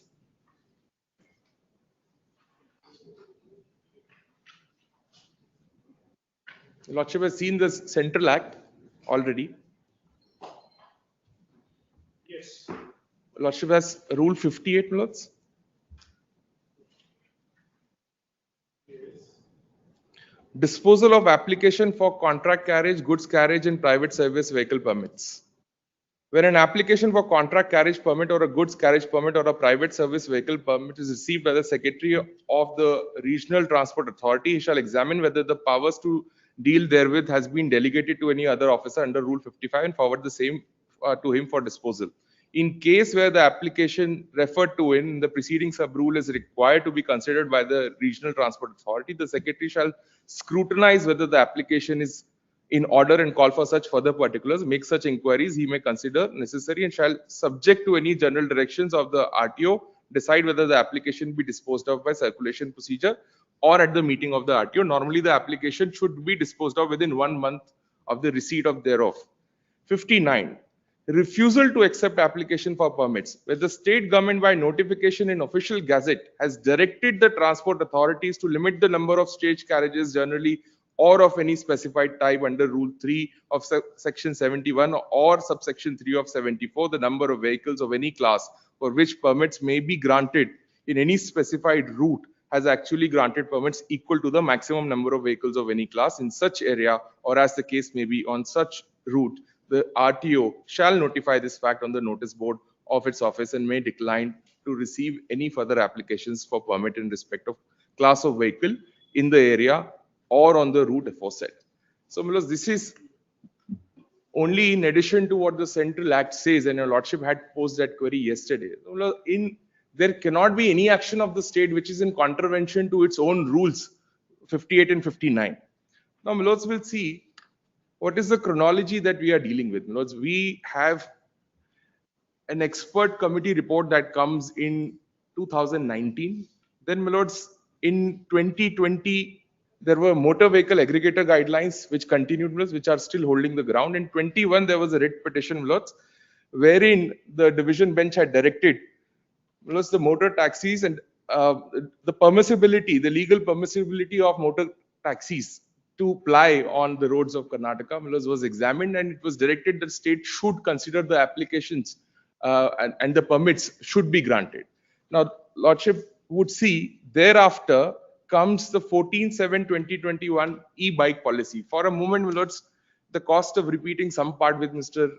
Chinnappa has already dealt with. I'll draw your Lordship's attention to the e-bike policy, only a couple of paragraphs that I want to read out, so that Milords, the whole notion about the issues that have been highlighted in that so-called 2019 study are debunked. Milords may have this. Milords is on page 267 of item number 74. Item 74, Milords.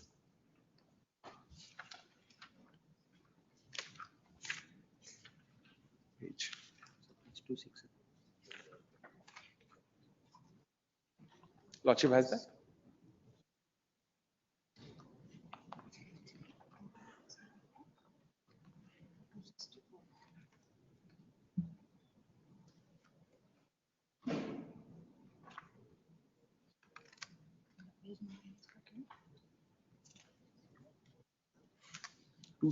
Page 267.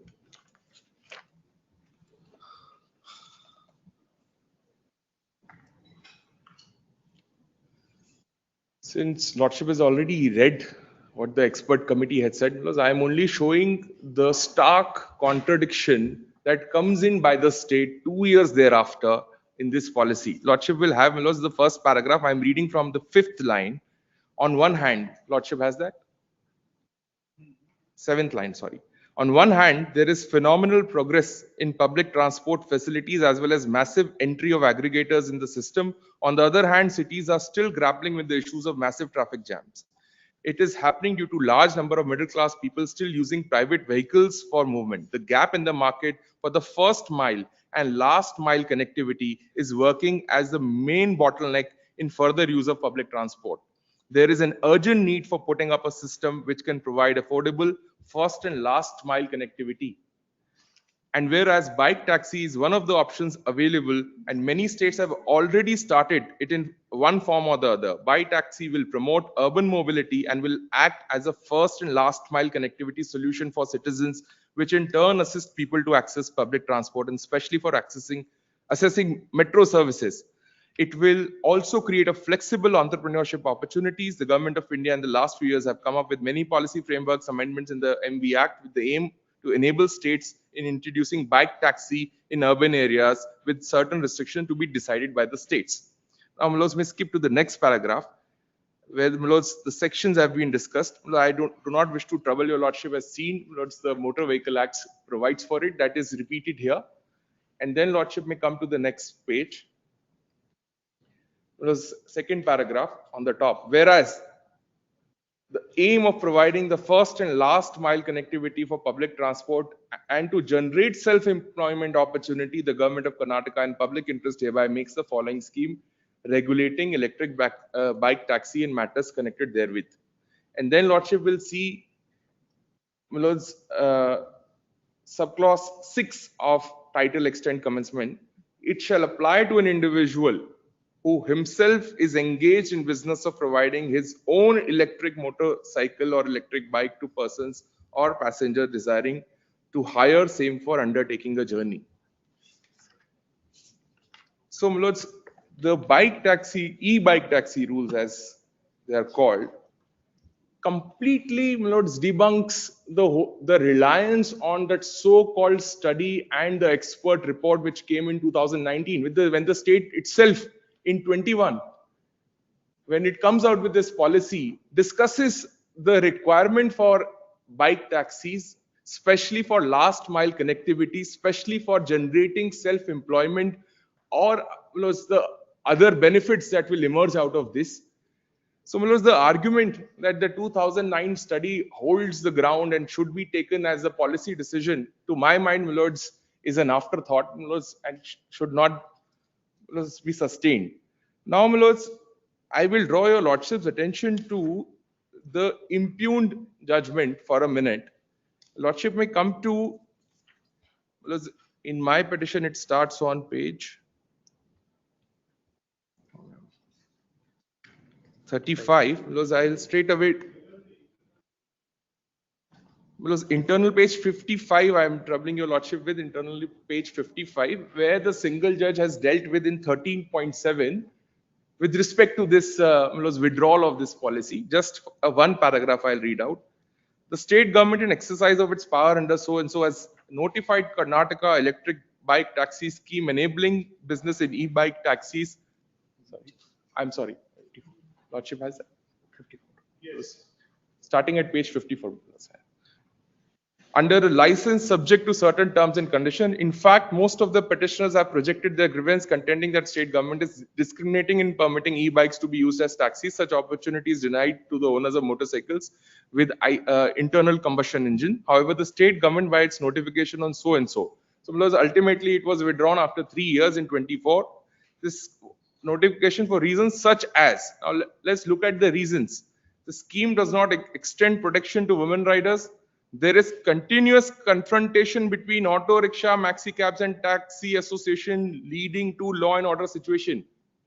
Because this is something that the state should be concerned about and should take remedial measures. Can these reasons become the basis of denying me of my fundamental rights?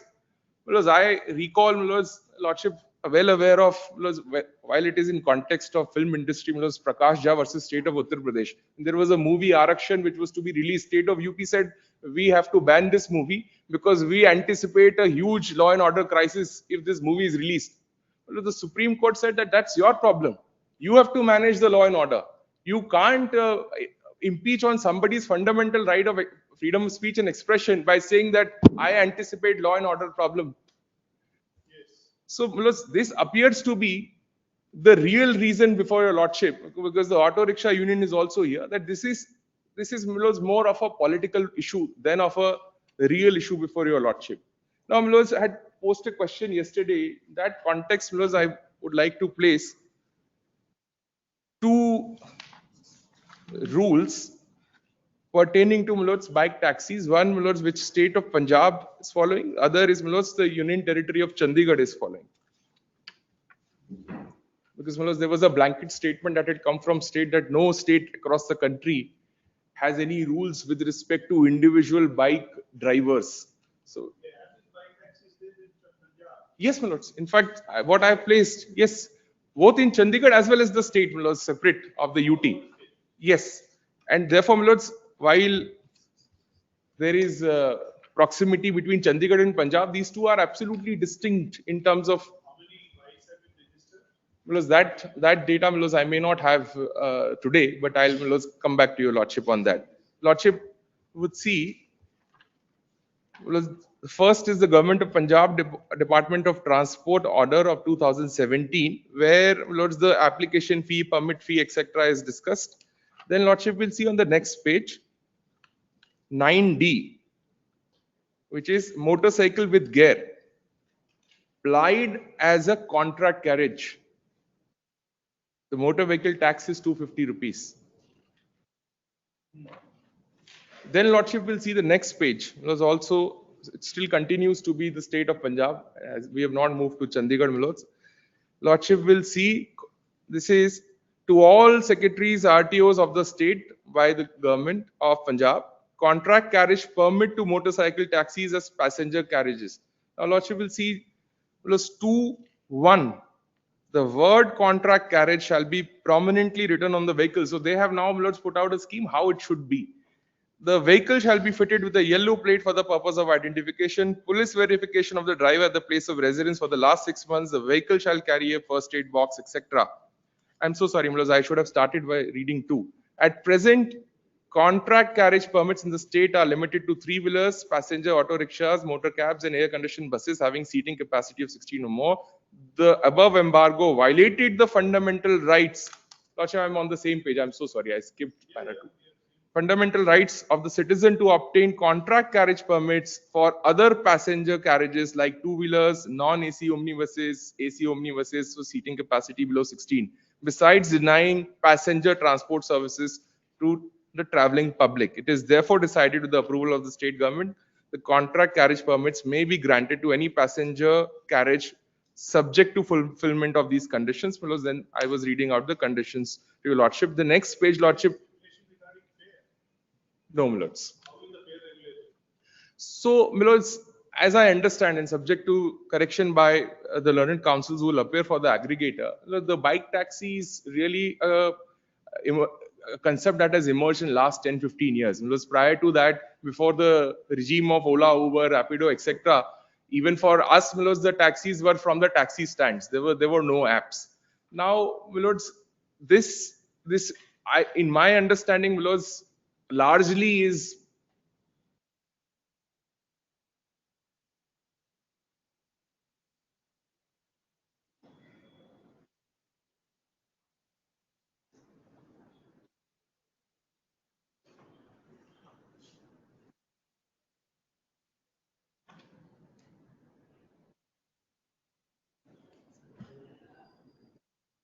But there is no stipulation in the possibility. in these rules, below there is. Carriage permit, there is nothing, but how is the fare regulated? Because I believe when the aggregators would argue, well, it would be in the similar manner as other taxis fare is. Well, it depends on the market conditions. From state to state also it would vary. These are the terms of the permit. Yes, for Lords, an individual bike taxi operator in state of Punjab. And Lordship will see Rule 8 also on the next page, Condition 8, which deals with an aggregator. So, yes, owner shall be responsible for ensuring safety of women and children passenger. Motorcycle taxi permit shall be issued to new vehicles or a vehicle which is not more than 5 years old in date of registration. Because I say today, please put all these conditions to me or more. There is no difficulty that I am not saying please do not regulate me. But your inaction cannot mean that, my lords, my fundamental rights should be interfered with just because state does not want to take any action. Therefore, my lords, I say it's all in the vacuum. The single judge also, my lords, relies on it. My lords, with respect, that reliance is slightly misplaced. My lords, to say that till there is no regulation, please do not ply. Which means the regulations are to come, or there is scope for regulations to come, and that's when you should start plying. We are reading it, my lords, in fact, in an absolutely contrary manner, that no regulation means you cannot ply. It should have been, my lords, rather a duty or rather a direction to the state that within 6 weeks, 6 months, or whatever time, please frame these regulations. And my lords, I speak for the association for the drivers. Absolutely no difficulty, whatever condition state wants to impose on us to ensure safety of passengers, to ensure that there is, my lords, ready data available. As Mr. Chinnappa said, if there are any individuals that the state does not want to permit to ply as drivers because of their criminal antecedents, etc., all of those measures can be taken. In fact, all of my data is available with the aggregators because I discussed with them. That data can today readily be made available to them because, of course, the state does not have any data. I have been given to understand 6 lakh bike taxis are registered in the state of Karnataka. We are looking at 6 lakh individuals plus their families, their livelihoods. As I started, my lords, by saying that some of these may own the bike if they have the means. Some of these would have taken loans, etc., to ply these bikes. In other cities, there are no other employment options also. Bangalore, one can still understand, Lords, that there can be some alternate arrangement that can be done in the interim. In others, second tier, third tier towns, this is for bike taxi drivers. This would simply mean that they will have absolutely no livelihood. They have put their hard-earned money either to obtain loans to get these vehicles. This is a real social problem. No, absolutely. Lord, may imagine the people who are riding bikes as bike drivers, because they, of course, come from a certain segment of the society. Now, let's just to take this forward, Lordship had that. Next page, Lordship will see is a similar regulation of Chandigarh administration of the Union Territory.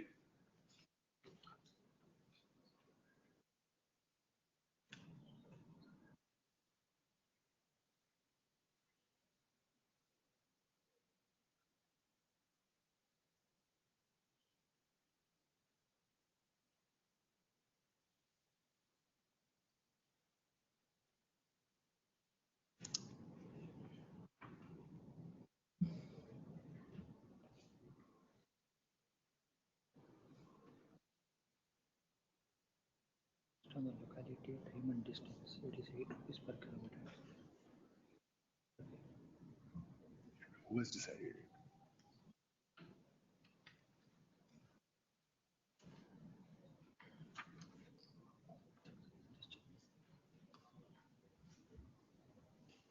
Yes, Lords. Just the next page, Lordship will see from Union Territory of Chandigarh also, Lords, the regulations of July 2019. So this is in operation since how, when? Lords, Punjab 2017, yes, and Lords, Chandigarh 2019. It's in operation. Yes. Lords, we'll see in 2019.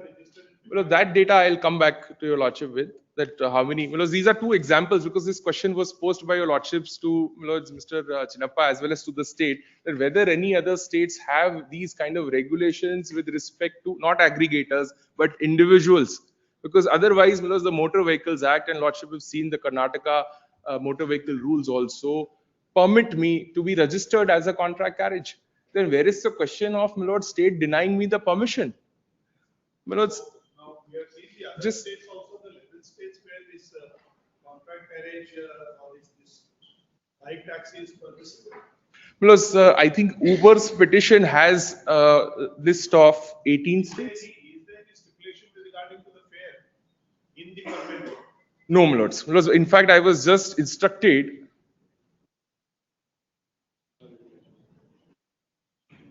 Because I was just instructed. We don't know. We have to examine whether the motorcycling or the transport authority can regulate a fare insofar as that is concerned as part of the permit, Mr. Raman. But if the power is there, but if they choose to not regulate, it's a matter of how the market evolves. That's right. But sometimes in the initial stage, usually there is no need to regulate, because even the operators would want the computers to take their vehicles. Sometimes when it becomes more popular, then there is a tendency to fleece, etc. Then there could be a. There is not under section 67. There are. Except Bangalore. Please. But of course, in Bangalore also.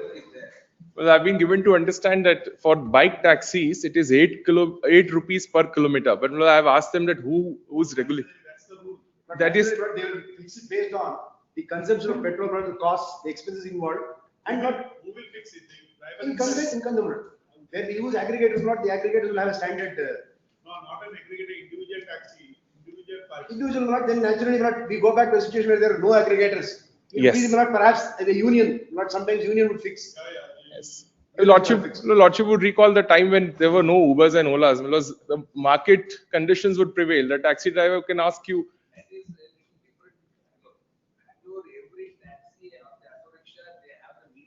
Yes, yes. But that meter is not.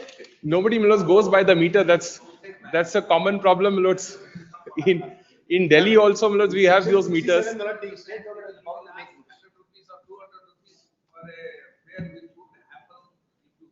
Because in fact, there is there is a slightly strange problem that we have faced in Delhi, that passengers do not want to go by the meter because they think the meter has been tampered. They say, please give us a fixed price. If you want to board here and come to Viধাnsauda, he will go to MG Road and then come to Viधाnsauda. Because fortunately with Google Maps and all now, those problems are reducing. Yes. Tomorrow we'll go on Wednesday. We have tomorrow some matter.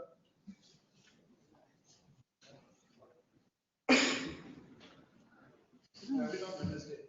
Because I'm concluding, because I'm concluding right away, Milos. Yes, right away. In 2 minutes, Milos, because I do not wish to take your lordship through whatever Mr. Chinnappa has said. That covers, Milos, what my case is. Milos, at the end, Milos, I am only saying that what are bike taxis doing in the system? What are they supposed to do? Milos? Contrary to what the state is placing before your lordship, it is to ease the traffic congestion. Everywhere, whenever public transport systems are encouraged, that eases the traffic congestion. People do not, then rely on their own cars and bikes and other vehicles. In fact, I was watching a YouTube video yesterday of a stand-up comedian, in context of Bangalore. He said now in Bangalore, cars have become immovable property because they do not move. So people can give reference of a car when they're guiding somebody. So we do not want that sort of a situation to continue, because these e-bikes, as lordship has seen by the state's own policy, are meant to connect the last miles. And in other cities, there are places where the cars and ambulances can also not go in. The e-bikes are providing those necessary services in those areas which are so remote otherwise that people cannot otherwise fly. They would be forced to walk for distances to catch a bus. So in today's situation scenario, these to my understanding, subject to what the aggregators in the state has to say, this is a necessity. It's not a luxury at all. We are talking about bike taxis. We are not talking about some luxury services here. Plus, in context of interim order, 4 years, it was. Very good. There is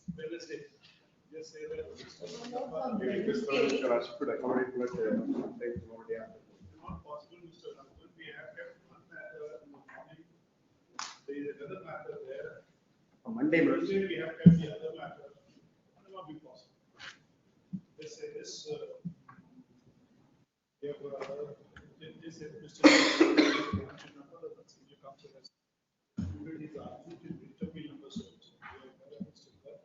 For whom you have been for Bike Taxi Welfare Association, this is 74. Serial number 74, writ appeal 962.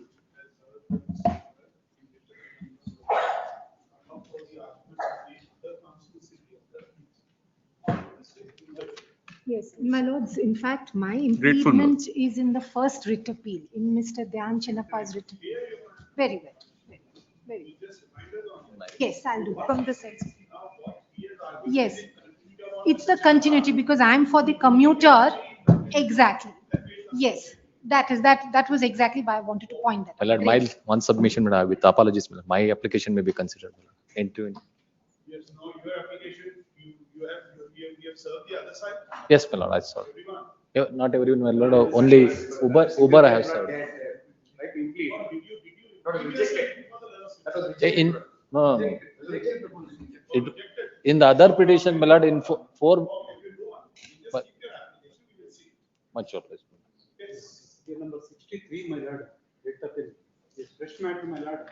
And this is the first day, my lord, because 63. See, you were not there, then we adjourned it. Got, my lord, 2:30. 10:09. My lord, matter is urgency, my lord, because who appeared for the respondents, they are not, vote is not issued, my lord. VDA appears. Fresh matter. VDA, my lord. It's the case, my lord, where petition, the appellants are the successful.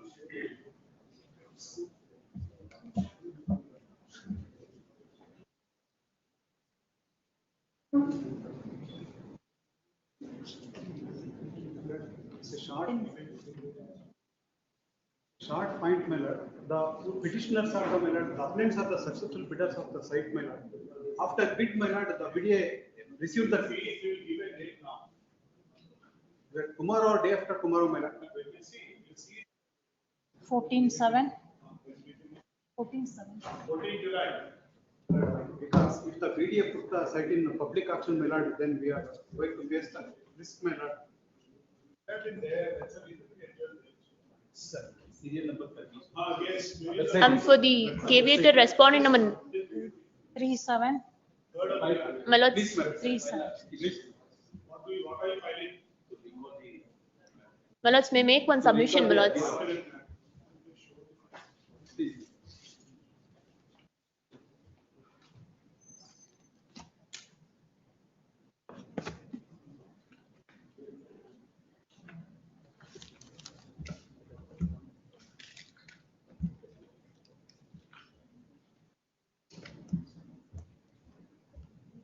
You show us. Read the application.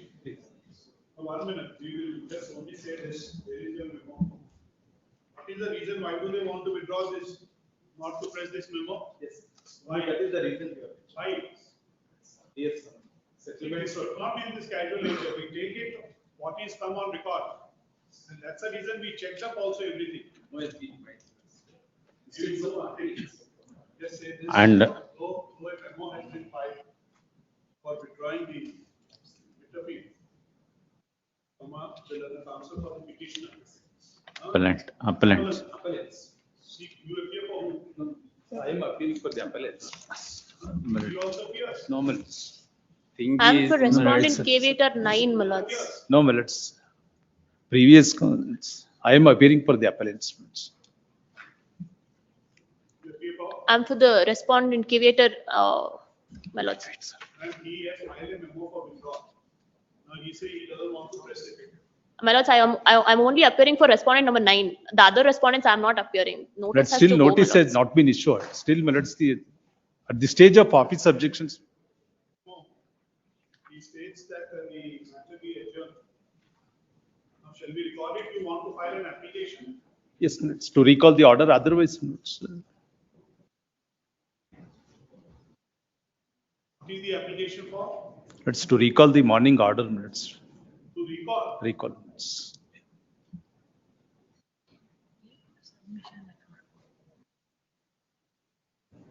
Then we will retain our order.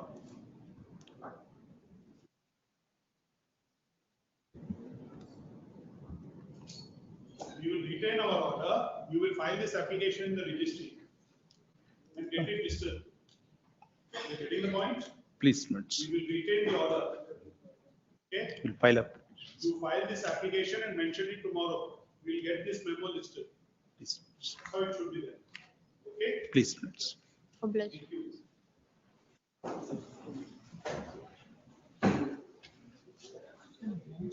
you.